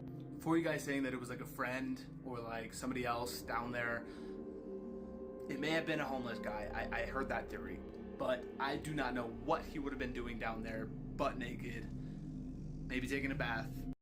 Crackhead. They do weird shit. His reaction does seem genuine, though. He does seem to be looking away a lot, but for some people, it's hard to just stare at a phone when you're talking to it, because it seems odd. Even I have that issue. But the sounds and everything about it just did not sit right with me.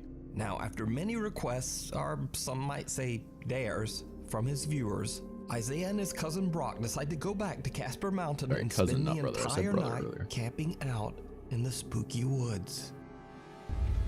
So we're doing it. We got the 4-wheeler in the back, tents, and a hammock that I brought. We're up here. So we're gonna spend the entire night to try to find whatever it was that we saw last night. We're up on the mountain where we did see it, kind of close by. There was a waterfall that's kind of more down the mountain, but we're gonna try and find it tonight. We're gonna be up all night. No sleep. No. Go during the day. Go down there. Be careful, but go down there. Check for scraps of clothing. Check for any presence of a person, whether it be like food wrappers, water bottles, that obviously aren't ones that have floated downstream. And also look for, as bad as it sounds, needles. Because it's entirely possible. Like where I live, we have like major like homeless and drug problems. And that just seems like typical crackhead behavior to me. Well, okay, I would go at nighttime personally, because I see better in the dark and most people don't. So, and I rely on my hearing over my vision. Most people aren't like that. So I'll know if something's near me before it knows that I'm near it. Right? I just wouldn't wear my chains. So, because I don't have enough content to make it scary during the day. Fair enough. Fair enough. I don't know if these guys are content creators or just a casual TikToker, though. All right, guys, we're here. We're about to unload the four-wheeler, but have some fun. Kind of just camp out for a little bit. We got our site, and yeah. Forgot your axe? This is how we do it down here in the Wyoming. Oh yeah, look at that braid.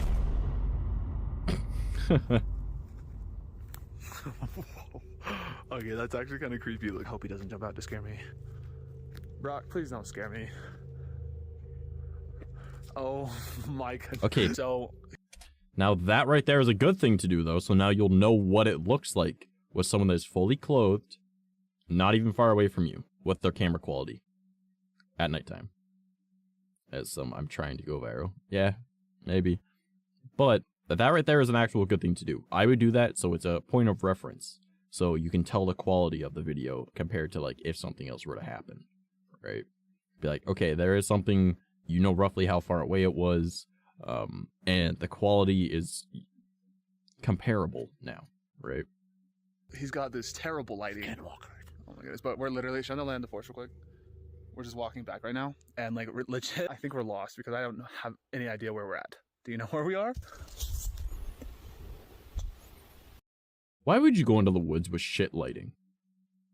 I'm sorry, but if you're going out into the woods and you're going to be camping, buy a good flashlight, alright? Like, I'm not kidding. I have one that turns nighttime to daytime, and it was $40. Okay? And if you guys want, I'll take a picture after stream. I'll go outside in the backyard, and I will take a picture. And, well, maybe not after stream. It'll be, like, later at night. But I'll post it in the Discord. By the way, ! Discord if you're not part of it. But, no, you should always have good lighting. And with my flashlight, my whole reason why I have it is because if I go camping, if something's going to come up on me in the middle of the night, I'm going to blind it with the fucking brightness of 1,000 suns. That is my plan. Alright? That way, at least I got a moment to figure out what's going on. I can see it. It's now flashbanged. Alright? Like, if I hit, I don't care what it is. It could be a raccoon. I hit it with the solar flare. Alright? Lord forbid that it might be a cryptid. But, like, even a squirrel about to get fucking hit with that solar flare. Alright? Like, I ain't taking no chances. Alright? Exactly, show. Even better. Think fast, chuckle nuts. Yeah, think fast, chuckle nuts. Turns on flashlight. Yeah, I won't make noise. I'll just bang eyeballs. Because one day I'm gonna hunt Bigfoot, man. Just you watch. One day I'll hunt Bigfoot. And they're always like, oh, it would stay just outside the light of our fire. I'll sit there and I'll have my camera and be like, it's over there. Bang, you're blind now. And then he'll turn and he'll run into a tree. Alright. So, because now he's completely illuminated. So, get a good light. If you're going to go camping, even if you're not doing it for video, have a good light.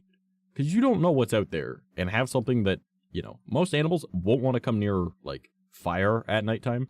But they also don't want to come around, like, noise and bright lights. Because it reminds them of the city, and they're like, fuck that noise. Okay? So, yeah, just get a good light. Just go on Amazon, get a good light. Dude, oh, hell no. That guy is high as shit. Okay, y'all, so we're back at camp. We didn't really get anything. We've been out here since, like, what? We started looking at about 10. Gonna sound weird. He's very pretty. Like, I'm sorry, he has very good teeth. He's got beautiful eyes. He's pretty, alright? And it's already like 2:30. That is Sorry, all. guys. Maybe we can come back up here and film another one, but I don't know. Other than some creepy footsteps, Isaiah and Brock don't really capture much of anything that night. Or at least, If he didn't have that beard. that's what they thought. Because... Or had a proper beard. Did you see it? You know where we are? Dude, oh hell no. Spooky. No, I didn't see it. Was that a raccoon on a tree? Spooky. Spooky.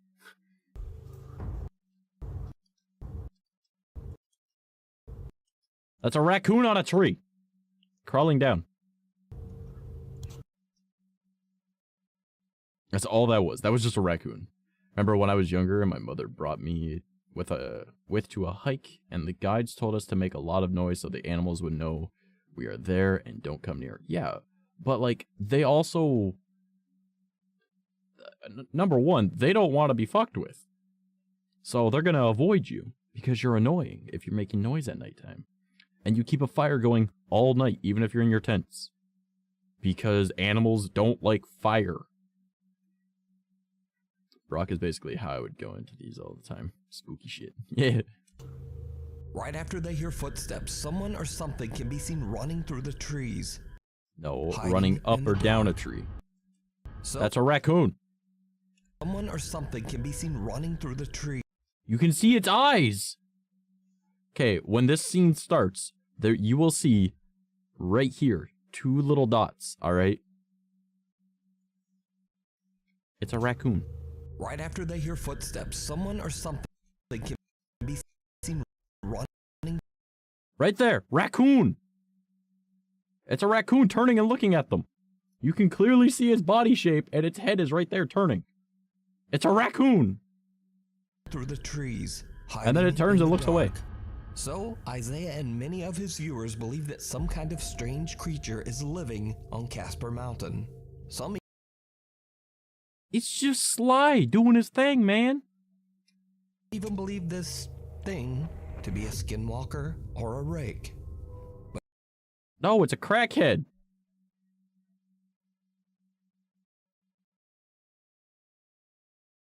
Beard, face, rest of the face covered. That's just a crackhead. Just a druggie. Wearing a pair of fucking boxers. You can see the human torso right there. He's just skinny. He's standing on uneven terrain. He's just a crackhead. But who or what do you think this is? Let me know down in the comments. Through the Looking Glass. TikTok user Kaylin Moore from Los Angeles, California claims that an old mirror in her home sometimes shows... Fuck mirrors. Nuh-uh. I don't have any mirrors in my room. Mm-mm. Do not have mirrors in your room. Cover that shit if you do. No mirrors. Gotta go to bed. It's getting late to me, but I enjoy the creepy videos. Well, maybe we'll make this a common thing. Who knows? I mean, we could. I'm enjoying it at the very least. Getting to dissect these videos and talk about it. So, I mean, we've been doing this for about an hour and 10 minutes, and we're only 24 minutes into this video. So, yeah. You're always welcome to stop by. I stream every Monday, Wednesday, and Friday at 7 p.m. Eastern Standard Time. It is currently 8:40 p.m. So, yeah. So, thank you for being here. I do appreciate it. And join the Discord if you want to hang out with us. And we do a movie night after our Friday streams and a game night on Saturdays. But it looks like you guys haven't been doing game night past few Saturdays when I wasn't there. Things that just aren't there. So this is an old mirror that I upcycled, and I swear that sometimes you can see stuff in the background of the mirror that isn't actually there in real life. So I'm just gonna do a couple back and forths, but I'm curious to see if anyone sees anything that maybe I didn't catch. Like the fucking thing on the couch there? So here we go. Here's the mirror. Okay, so that's called it. The background.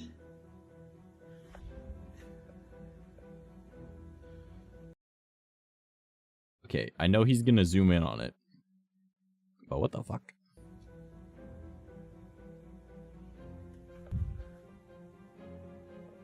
And once again, my apartment. Alright, comment if you see anything that's out of place. That does seem staged, though. And it is super easy to add something in a transition by like moving your camera like that. Like that's a super easy cut to make. Did you see it? As Kaylin's looking in the mirror, something can be seen. The music! The zoom in and the music. God damn it, Nuke. Did you see it? As Kaylin's looking in the mirror, something can be seen sitting on the couch right behind her. But when she turns around, it's gone. Whatever it is, it seems to only be visible in the mirror. Now, whether it's real or just but that right there is such an easy transition. It would make more sense to do a camera flip to the front-facing camera. Exactly. Elaborate TikTok hoax. As always, I leave it and then up to just you slowly turn it to decide. be facing. Mt. 𝐂𝐚 is spending a fun day with her son at a park in California when Or get an app suddenly that uses the little both boy cameras. begins to act very bizarre. Your baby went into a trance and was directed to dig up a phone. What the hell? Creepy. Nah. Can hold it sideways to show directly behind you? Yeah.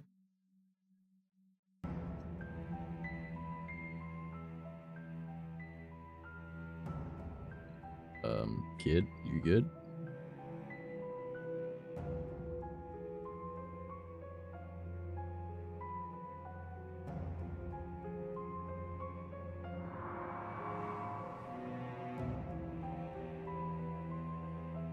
What? Out of nowhere, the boy just suddenly seems to stop and stare at someone or something that we can't see. Then, without a moment's hesitation, he drops to the ground and starts digging furiously with his hands and finds a random phone from underneath the heavy pile of leaves. After watching the footage back later, Monique believes that something supernatural might have instructed her son to find that phone. Hi guys. I mean, possibly. It is also possible that you staged it and your kid just knows how to listen. I'm just giving an update on what happened to the phone. Well, I threw it away.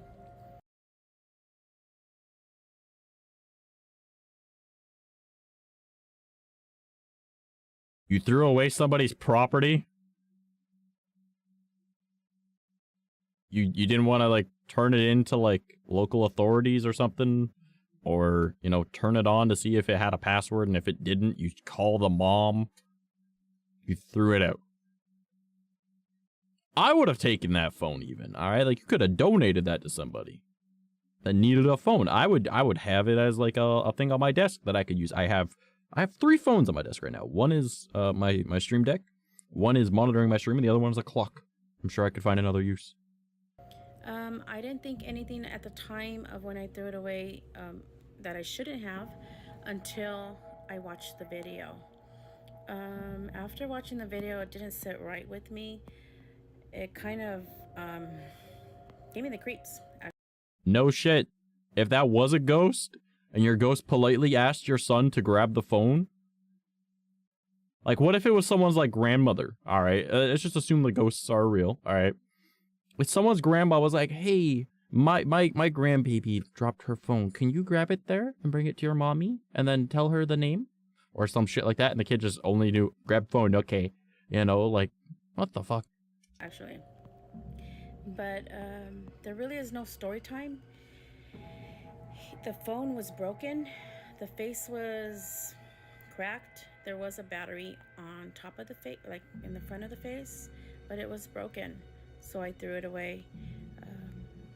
That's it. There's really no story time. He just played, and there would have been a story time if you took it to a cell phone repair shop to see what's going on. Nah, my kid found this paranormal phone. I don't want to know the story behind it. Fuck that. I kept recording him, so that's what I do. I record all my kids when they're playing baseball, football at the park. I'm that mom that records every minute and second of their lives. Mind you, though,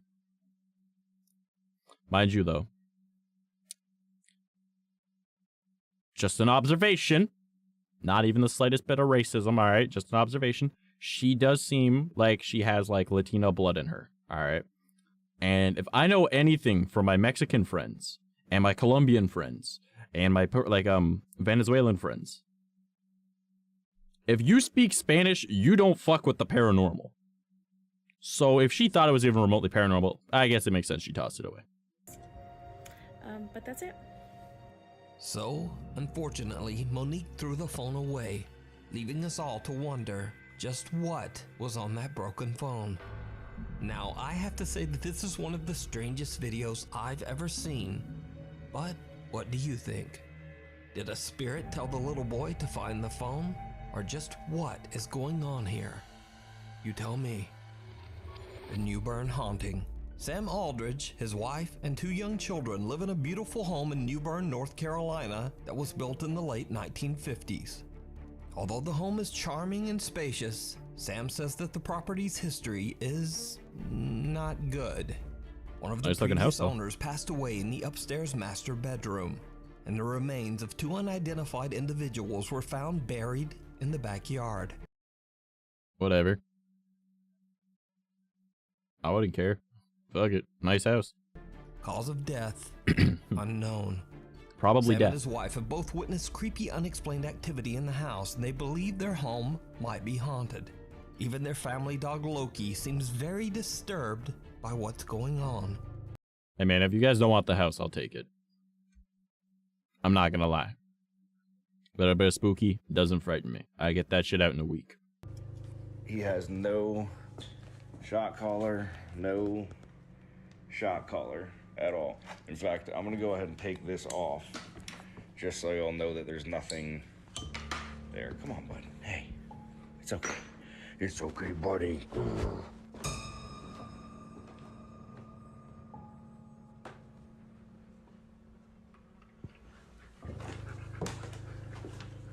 Settle down.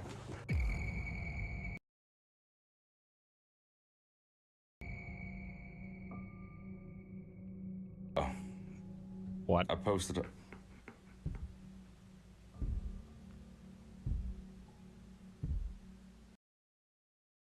Got a good dog, though. He went from, I'm all happy, to, who the fuck's in my house?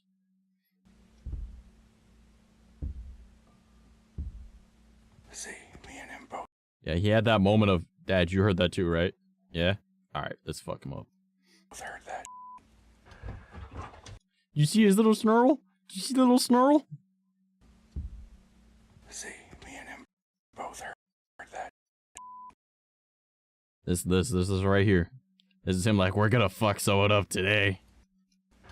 That's all that was. See, now he's gonna fucking run and leave me up here like a douchebag.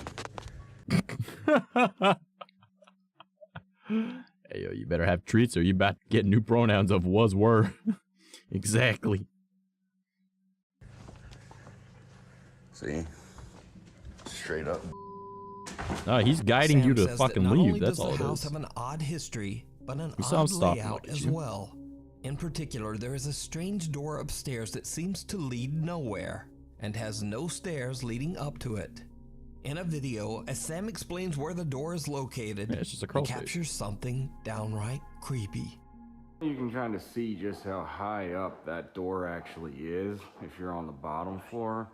Yeah, you're looking at 10 plus 8, so you're looking at least 18 feet from your feet coming I'm sorry, there was the noise, but I didn't down. Why the f? A strange shadow figure can be seen and 2 different voices can be I'm sorry, it could just be a shadow. heard seemingly speaking to Sam. If you're on the bottom floor, bottom floor, bottom floor.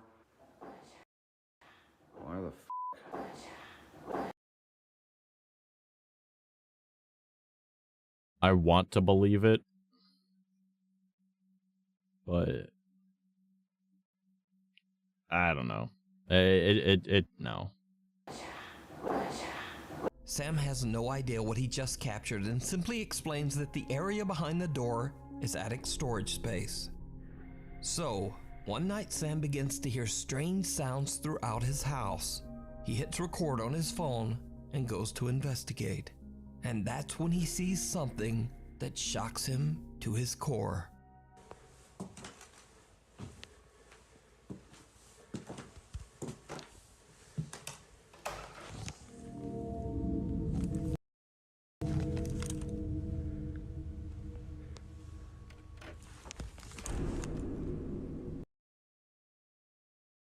Not an elliptical.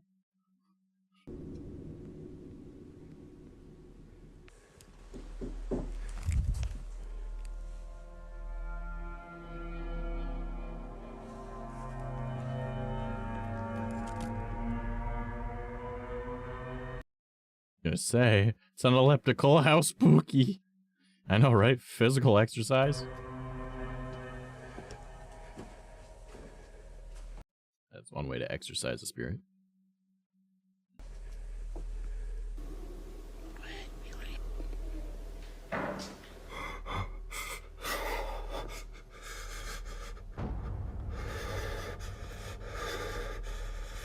Holy. What looks like creepy, glowing, wide-set eyes seem to appear out of the darkness, peering at Sam as he stares back in terror. Whatever it is, the pixels are wrong. Then just seems to disappear. And that's not all that Sam has captured inside his haunted home. The creepy activity even starts to occur in the middle of the day.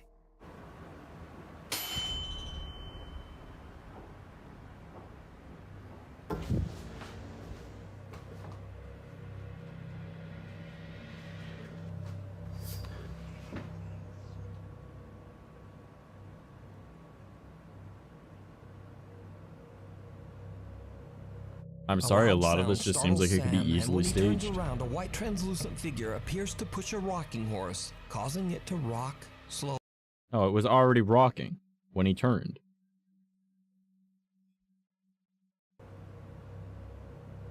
Just watch. When he turns, it's already rocking. Turns around, a white it was already rocking. And if you look, that white fog is already on the right side of his thing, right? Right here, okay? It's just like dust or a smudge or something on his camera reflecting light weird. Like a fingerprint. See, now it's on this side. And it's the exact moment that he moves his camera to the side, so it's just lighting on a smudge or something. Or it's with the digification of the video as he turns. It could just be a bad camera. It could be a shit phone. Because like we saw it on the ceiling as well, which was a popcorn ceiling. Causing it to rock slowly back and forth. Now, with all this collected and highly disturbing footage, of course Sam's TikTok follow. And the thing is, I could also very easily like animate that shit in like After Effects or even Premiere Pro, so it wouldn't even be difficult. But following is undecided on whether to believe like that right there is so easy to do. Believe his story or just write it off as another elaborate TikTok hoax. So is it real? They're just pixels on and then off. They weren't even like closing eyes or something. Real supernatural activity or just some very good editing? As always, I wouldn't call that even good editing. editing. To decide. I can do that in like 5 minutes. Neighborhood Watch. Sarah Marie. Yeah, like I'm not inclined to believe that one. He just has a really nice house and wanted to show off. I mean, I ain't gonna lie though. It is a very fucking nice house, and if he doesn't want it, I'll take it. And her husband Bobby are having an afternoon get-together with some friends at their home in Florida, when suddenly they spot something very odd at the neighbor's house across the road. They were having a cookout without them. It comes back the other way. Why? It looks like somebody's peeking through that window, the one that's open. Now recording? Yes! Yes!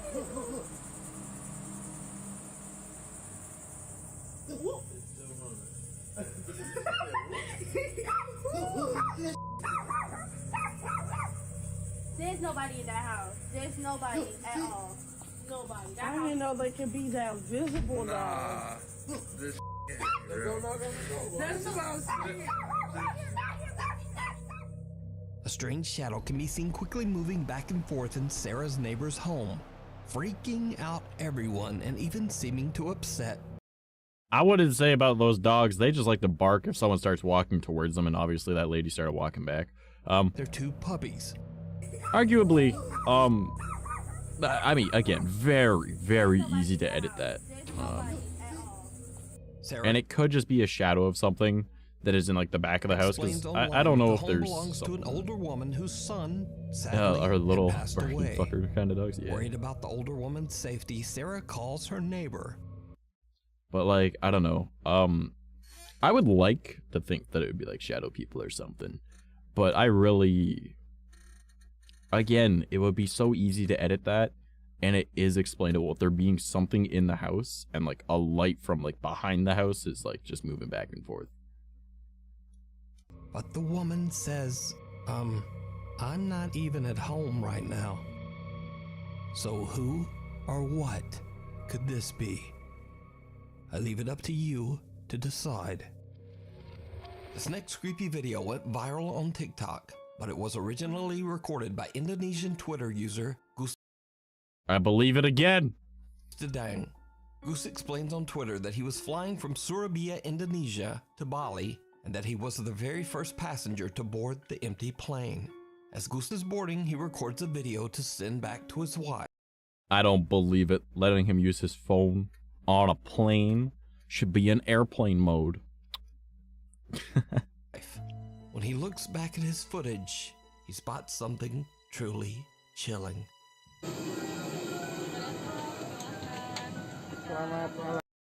Women.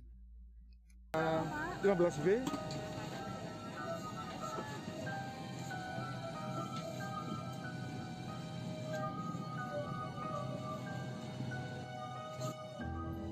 But he doesn't even look down there, so we don't know if it's a person or not. Someone or something that seems to be cloaked in black can be seen moving around in one of the seats. But when 𝐂𝐡𝐚 walks could by be the edited. seat, there's no one there. 𝐂𝐡𝐷𝐿's video has been watched over 14 million times. I would and say many it could be viewers edited, believe or that it could the be strange someone figure messing in the around. video could be Yeah. the spirit of a deceased passenger. But I don't think what people do you usually think? haunt planes. The pitter-patter of tiny feet.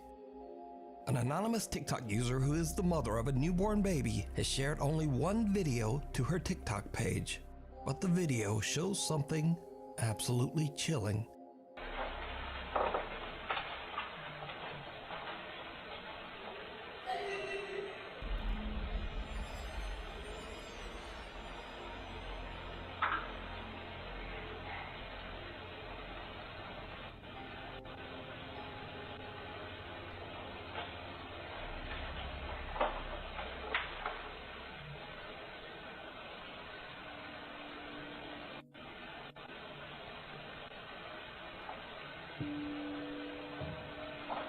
Okay.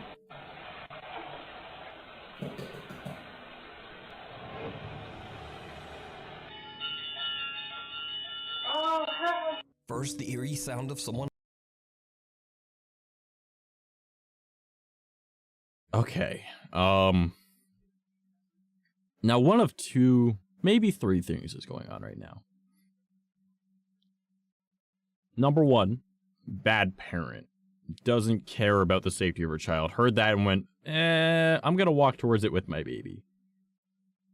Number two, knows she can kick the shit out of somebody with both hands occupied, holding a baby.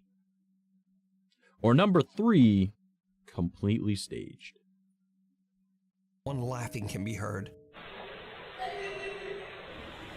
The mother is immediately alarmed because she lives alone with her baby.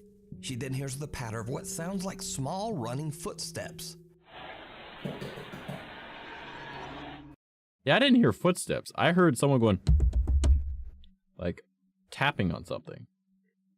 Or number four, not really intimidated at all because surrounded by knives. Fair. Fighting off someone with one hand, with a knife in one hand, a baby in the other. And that's when her home's backdoor motion detector goes off. She immediately fears that someone might be in the house. But in the end, she finds nothing and no one's there. What she heard and We don't know if captured she has an open window remains over a there, and they just mystery. made noise through the window. TikTok user Jim works at what he believes to be a haunted hospital in New Jersey. Early one afternoon, a security camera in one of the hospital's hallways captures something very creepy during Jim's shift. One moment.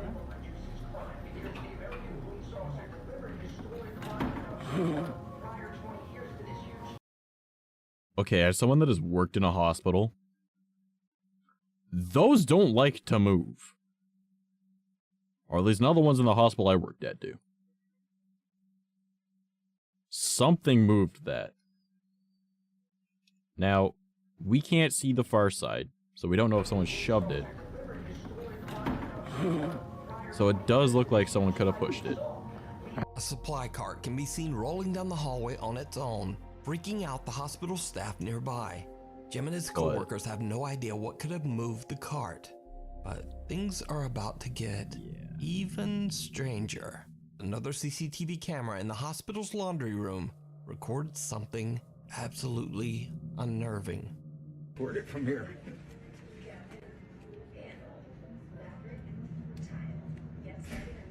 Yeah, there's a load going. Oh, Andrew. No way. No way. Jim. Send me the video when you. Oh, Yeah, it's an unbalanced load. That's all. It vibrated. It's like it didn't want to see the front of it. You know, that's how it's funded so that he didn't have to look at it no more. Whoever's in that room. If there's not a load going, then I guess I don't know. But to me, that's just an unbalanced load because you can see it vibrating. Here comes the second one. No, the second one's moving now. No way. Watch the second one. Then the second one falls off. And the lady comes in from Do Diagnostics. She don't know what to say. She was like. She was on FaceTime with somebody. Look, watch the second one. Any second. It happens. Look, here goes. It happens. Look. This does not happen. Look, the ghost. Be fair though, it doesn't look like there's a load in them. Look at it. So. Who's spinning it? It's spinning. It's spinning the cycle. It's got to be spinning. There's no way Isn't that that they spin. bolted There's no. I don't care if it's bolted or not. They don't spin like that. Mine ain't bolted in my house. Mine don't come and walk around my living room. Yeah, it could just be an unbolt. That's true. Look how that one just came out. How'd it come out like that? That was pushed out. I don't care what nobody says. You can. Yeah, I don't have an explanation for that. I can't wait to show everybody. Look here, wait. Like I would say unbalanced load, but Look at this. Look at it coming. No way. I don't know. There's a ghost here. No way. I'm showing them the ghost in the back. The ghost? Oh, did you ever see what happened last night? Forgot about it. The laundry. You'll die. They'll die. The laundry, all the laundry things are there. They just start moving. They just start coming out and moving and going in circles and what you call it. Come and look. Yeah. But it's crazy. I never saw anything like it in my whole life. Heavy washers and dryers slide across the floor as if they weigh nothing, seemingly moved by. No, that's called vibration. Don't believe me? Put your phone on the edge of a table on the highest vibrate and just call it over and over and over and watch as your phone falls off the table. But, yeah, I could see an unbalanced load doing that, but I don't see a load in that one on the left there. Jim and his fellow hospital workers can't believe their eyes as they watch the CCTV monitor. Now, even I'm not sure just what's going on here. Yeah, like that doesn't look like there was a load in indeed when it turned toward face the camera, so I don't know. Or just what could be spinning Like, around maybe it could be a multiple heavy poltergeist of washers some kind, all but at the same time. Let me know what you think. Casey Dostert's TikTok page is completely devoted to Could sharing also just videos be an of his earthquake, who fishing and knows? hunting trips in the At the Michigan same time, just outdoors, threw off the balance which of the makes load. this next singular spooky video on his TikTok even more bizarre. Casey explains that he saw an abandoned house in the woods a few times as a child, but he had never been able to find his way back there again later in life. That is, until recently. It's already dark when Casey and his friend Ashton drive up to take a look at the house. It did not go well. Highlighter pen literally exploded everywhere. It's all over. So, Oh no, Cam. I I'm want to sorry take to hear everybody back here. A place I knew about when I was a kid. Haven't been able to find it since. So let me tell you, it's an eerie place. I got to show everybody this now that I found it again. Brought my buddy Ashton with me. Thank you for that. You're welcome. But Comfy. boom. I get a bad feeling every time I come in here. Why'd you have to come here on a full moon night? I don't know. Goodness. We should be coming up on it here pretty quickly. Oh, I've seen this one on TikTok. Oh yeah, There it is. look at that. I'm telling you, some bad stuff happened back here. So, some people will be like, why would these guys be going at nighttime, right? Which generally is my thought. Like, why would you go at night? For most people, why would you go at night? based off the name of this guy's TikTok account, though, I assume that he's also a hunter. They don't care about being out at nighttime. Like, from my experience, hunters are just like, yeah, it's when animals come out. You know, like, there's just different game at nighttime. Yeah, but yeah, his buddy's got a point. Why'd you go out on full moon, man? Man's out here looking for werewolves.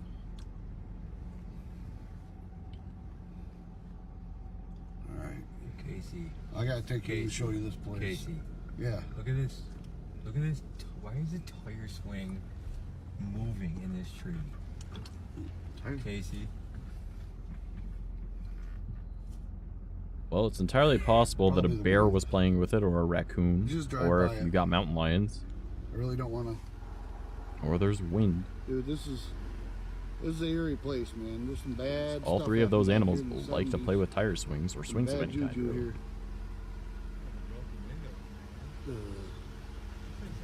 Well, if I remember correctly, they see a figure in like the left window here. Yeah, right there. Hold on. It's a solid Casey, mass. Go back. Huh. There was somebody standing in that window. Shut up. I seen something in the window, Casey. Really? There was something. Give me that light. Alright.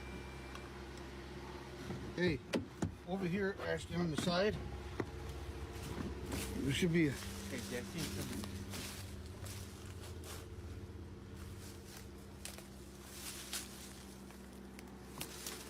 No, not... Still clear?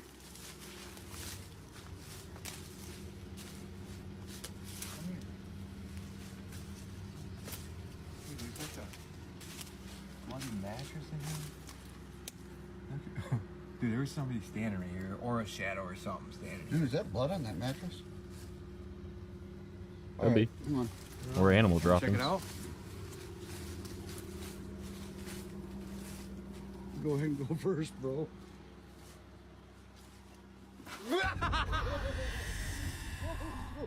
Dude, go, get out of here. Hurry up, dude. What the f? Go! Someone can be seen standing in the window of the It literally just looks like a silhouette cutout. creepy old house. So I'm inclined to believe that this one's fake. It's just them setting up a prank kind of thing. But just to fuck with that buddy. And then he just like posted it online, and then it just presented it as a real thing. But I don't know. Yeah, I mean, I feel like this is 100% fake though. When they approach the building, a door slams shut and the friends just get out of there. Valid Casey explains response. that some, quote, But bad that just looks like a cutout. stuff And happened then in the if house you in the watch, 19th it goes off screen. And then that person could have gone behind that other door with it. And then when they came in, bada boom. Just a random guy number 3 in a 70s. black hoodie. But he doesn't Oh, no. elaborate on the story. So just what did the guys catch on camera? Is it real? Just Or because is the way it all reflects the just light an elaborate just hoax? makes it look like it's like You cardstock decide. or something. Guardian Angel. Only a few months ago, TikTok user Tana Witt went through a devastating tragedy when her brother suddenly and without warning passed away. Tana's brother was incredibly close to her family, including her 2-year-old daughter, Evelyn. One night, Tana and her daughter are home alone when something happens that shocks Tana to her core. Months after my brother passed away, and she still talks to him or about him every day.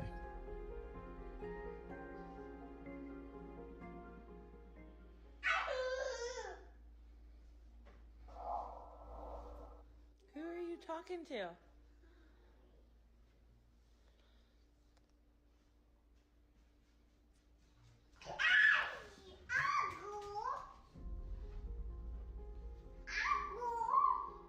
Who are you talking to?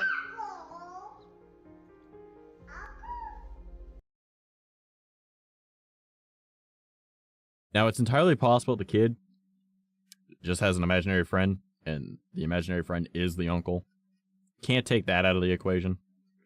But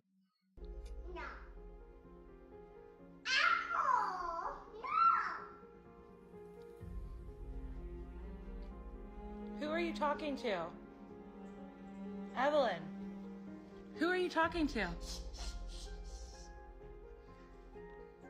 Who are you talking to? Evelyn seems to be talking to someone that we can't see. Congratulations, your child has schizophrenia. And creepiest of all, a whispering male voice can be heard that seems to say, Uncle.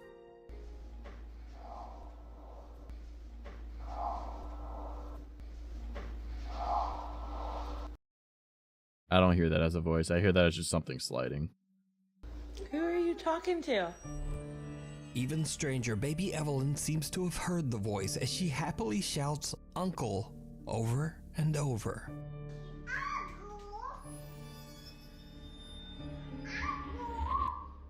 Who are you talking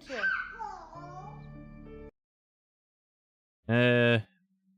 It's a nice sentiment. I'd like to think it, but it's entirely possible the kid just has an imaginary friend. And that imaginary friend is the uncle that she was close with.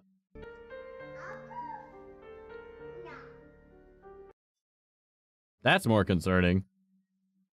The no.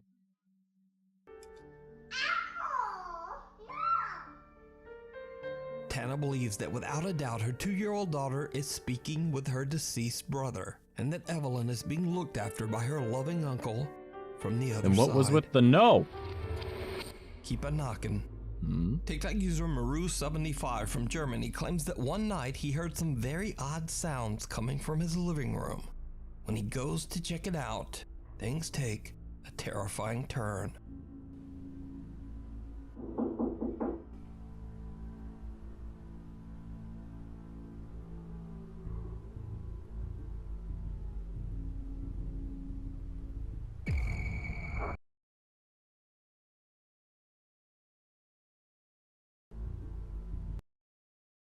Something behind him moves.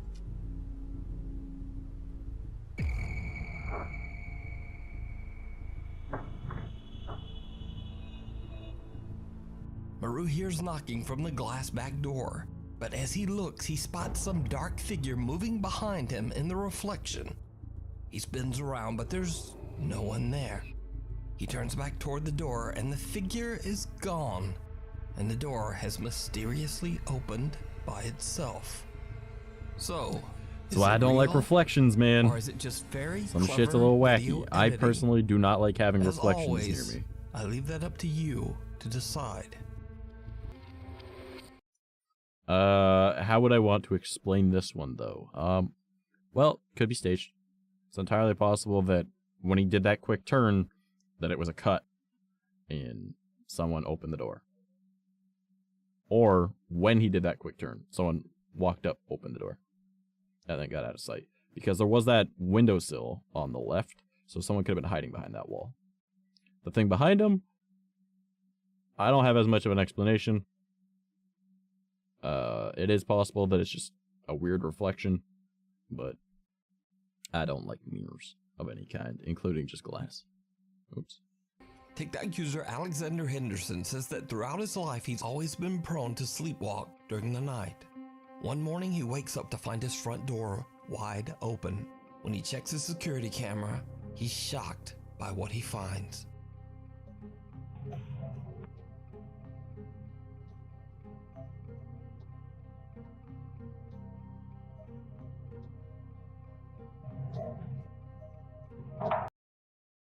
Out of my last apartment because I thought it was haunted.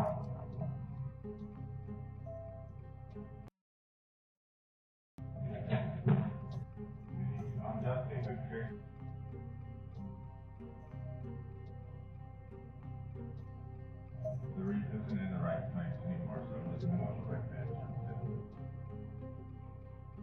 Cowboy people don't see the ones outside. Just one second, there's so much.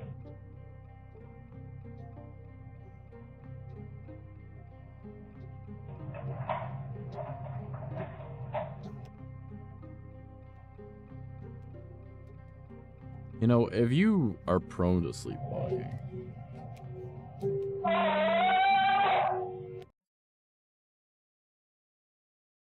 you should have like countermeasures to keep you in at least your bedroom. locks on the door that require a code or something like that.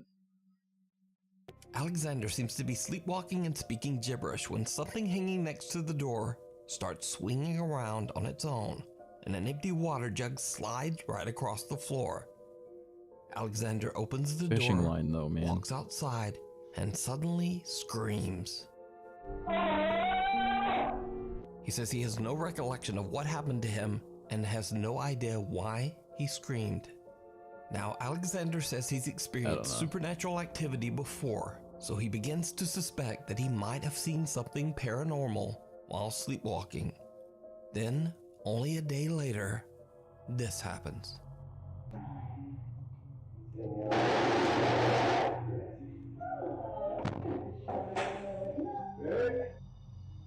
I'm inclined to believe poltergeist activity now. A chair moves on its own, the fridge door opens, and what appears to be a pack of plastic spoons is launched off the kitchen counter. Over the next few months, nothing much happens. The chair could have been by him, but the other two. Alexander is hanging well, maybe out the at his friend Adam's house when he thing on the sees counter. something truly chilling.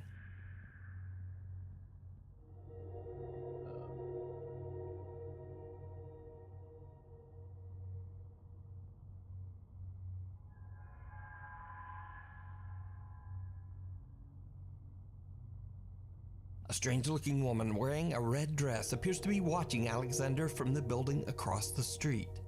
Alexander claims that when his friend Adam finally came over to see what was going on, the creepy woman had disappeared. While there, Adam asks Alexander to take a look at a speaker that's been acting up and might be broken. Alexander is still recording and captures something terrifying.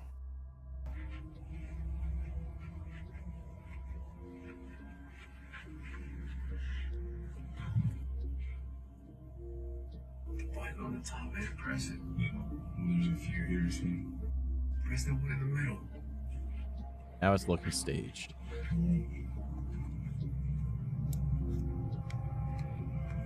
Why is it by the window that he saw the thing? Yeah. Obviously, he wouldn't see that. Did you see it? No shit, we saw it. Now I don't believe any of it. It's so staged. In the reflection of the window, the same Not just a woman in red reflection, you can see the suddenly be bitch. seen standing behind Alexander in the doorway. When he pans around, the woman has moved in an Literally right there. instant and is And now he doesn't standing react. right next to him. Who or what could this And he doesn't react. This is all fake. It's all fake now. I'm sorry. If you didn't post this one, I would have believed you. Could it be a spirit that attached itself to the sleepwalking TikTok user? Or is it all just an elaborate hoax? It's a hoax, You homie. decide. I'm sorry. The doll, the demon, and the wardrobe. Narnia, really? The Lion, the Witch, and the Wardrobe? TikTok user Steph Garza claims that for the last 10 years she has Alright. experienced strange paranormal activity in her home in Mexico after Don't fuck with paranormal activity in Mexico. Everyone in Mexico knows this. Nah, man. They see paranormal, they're like, nah, not for me. Going the other way. Fuck this shit. purchasing a creepy secondhand doll. In Why would you buy a creepy doll? Why? the beginning, Steph started hearing the unexplained voice of a Yeah, child some people, crying out from I within don't her understand. home. Finally, she had had enough and just threw the doll away. But unfortunately, the paranormal presence never Don't use footage like this. That's weird. I don't want to see doll feet slowly walking. That's creepy. left. One night, Steph hears frightening sounds coming from her bedroom closet. What happens next shocks her to her core. Espera, espera. Ve. Se está abriendo.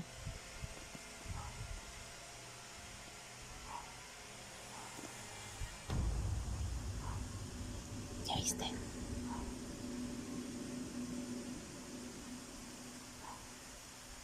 No mames. Ya decidió hacerse presente el amigo. Y de día. Ay, no. Miren, miren, miren, miren.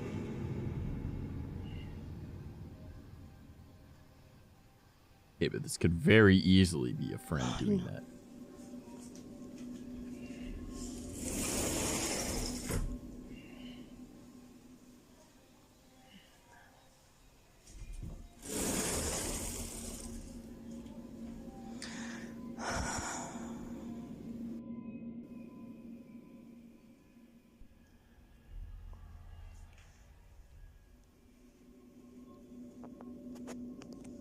Que no digan que está en la ropa.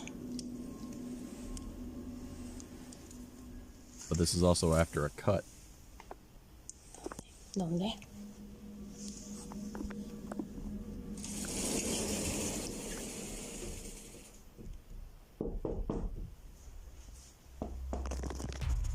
A tiny little childlike hand wraps around the closet door and quietly slides it open. Doubtful viewers of Steph's TikTok assume someone must be hiding inside the closet. But I mean, Steph yeah. shows that there's no one there. After a cut. Steph Garza believes that the sinister presence in her home may be a demon, only taking on the form of a small child. But what do you think? Would not be Is a it real, demon. My or God. Is it all just an elaborate hoax? Everyone's You like, oh, it's the decide. demons. It's the demons. No, it's not demons. Thanks so much. Very rarely is anything ever like a demon that would be messing with you. All right, like it's really not that hard to know, you know, like shit ain't demons. It's never demons ever. Like it would be so rare for it to be anything remotely demon-ish. Okay. Oh, and my computer is freezing up. Let's hope that everything goes well. But yeah, no, it's not a demon. Okay. It's not. Telling you this now. Not a demon. Never a demon. The shit that you're gonna deal with, never a demon. Oops. Didn't mean to skip my music, but you know what? Whatever. We'll just restart the song. But yeah, that was definitely something. I enjoyed doing that though. Like that was a good little conversation. Why is my music not playing? Hello. But yeah, that was a fun stream. I enjoyed doing that. What do you guys think? Should we do more like this? I know that once I get the new PC, I'll probably be doing like VR chat fairly often, but I feel like watching stuff once in a while, like provided I don't get hit with like a copyright strike for this, you know, I don't mind doing it. But if I get hit with a copyright strike or a takedown, I'll be a little sad. I don't see Nukes doing that because from what I've seen, Nukes is a very good person who likes other creators using their stuff and discussing it. So I don't think I would get hit with anything, but if it does happen, then it won't be happening anymore in the future. But, you know, it was fun. Yeah. So, and I like being able to dissect things and impart my knowledge a little bit on you guys. So it kind of mixes my IRL and my VTuber stuff a bit. Because I wanted to be a horror VTuber at one point, but I don't know about that anymore. There's too many of them that do it way better than I ever could.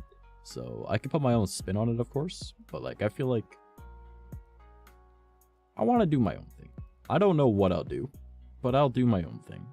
Maybe I'll just be like someone that people go to for how would I do this, and then I help them figure it out. And then also making like overlays and shit and helping out others. I also had an idea that I want to run past you guys before we end stream tonight. All right. Now, everyone knows what Patreon is. I did have a Patreon, I just never really used it. But I was thinking, do you think it'd be a good idea to use Ko-Fi instead? Because I already have my Ko-Fi where I post like the overlays that we made together in the past. And it could just be another way for people to support me if they feel like it. And they're able to like tip as much as they want type thing, I think. I don't know how exactly it works. But do you think I should look into that? Because I'm not really interested in doing the whole Patreon thing, but having like another way to support for those that would like to, rather than needing to go through Twitch that it takes 50% of the profit anyways, that would go directly to me. And then there's also like, of course there's PayPal, right, with like tips and whatnot, but I don't want that to be like something that people feel like they need to think about and need to do all the time. But for those that feel like they want to have a subscription to be able to help me out, even if it's like $1 a month, because might not sound like it, but that helps me out. So what do you think? Should I try and figure out how to set that up? Because there is like a subscription option on there. So I think I could figure it all out. Just as like a little thought experiment on what we could potentially do in the future, you know? Because I don't really want to use Patreon. Like, I already know how Ko-Fi works. Like, I know how Patreon works, but Ko-Fi is easier. So I feel like that'd be better. You know what I mean? Plus, if 11 of you guys were to all do like a monthly subscription of $1, all right, we could have new mouse ears every month. I only need $11 for it. Oh man, just as an idea, you know, I feel like it could be a better alternative to Patreon, because I don't want to try and figure out Patreon, set up all that.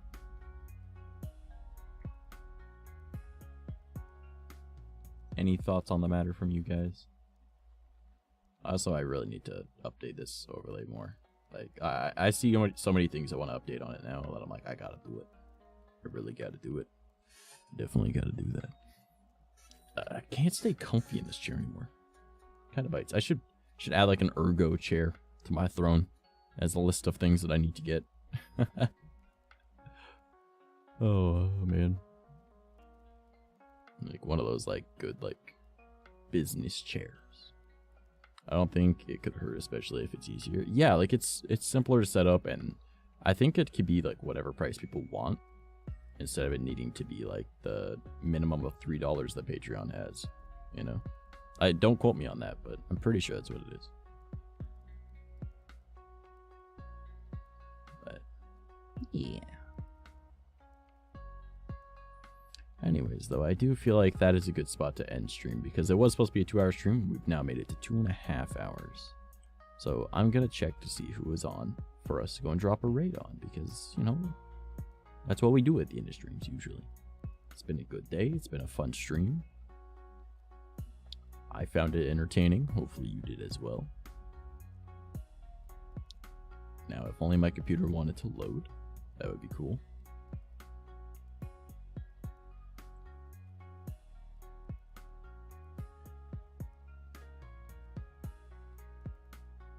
Let's go and see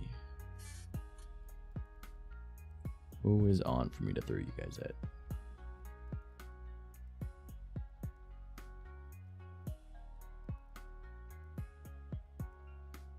You know what? I'm gonna throw you guys at an old friend of mine. I haven't spoken to him in a little bit, and I miss chatting with him.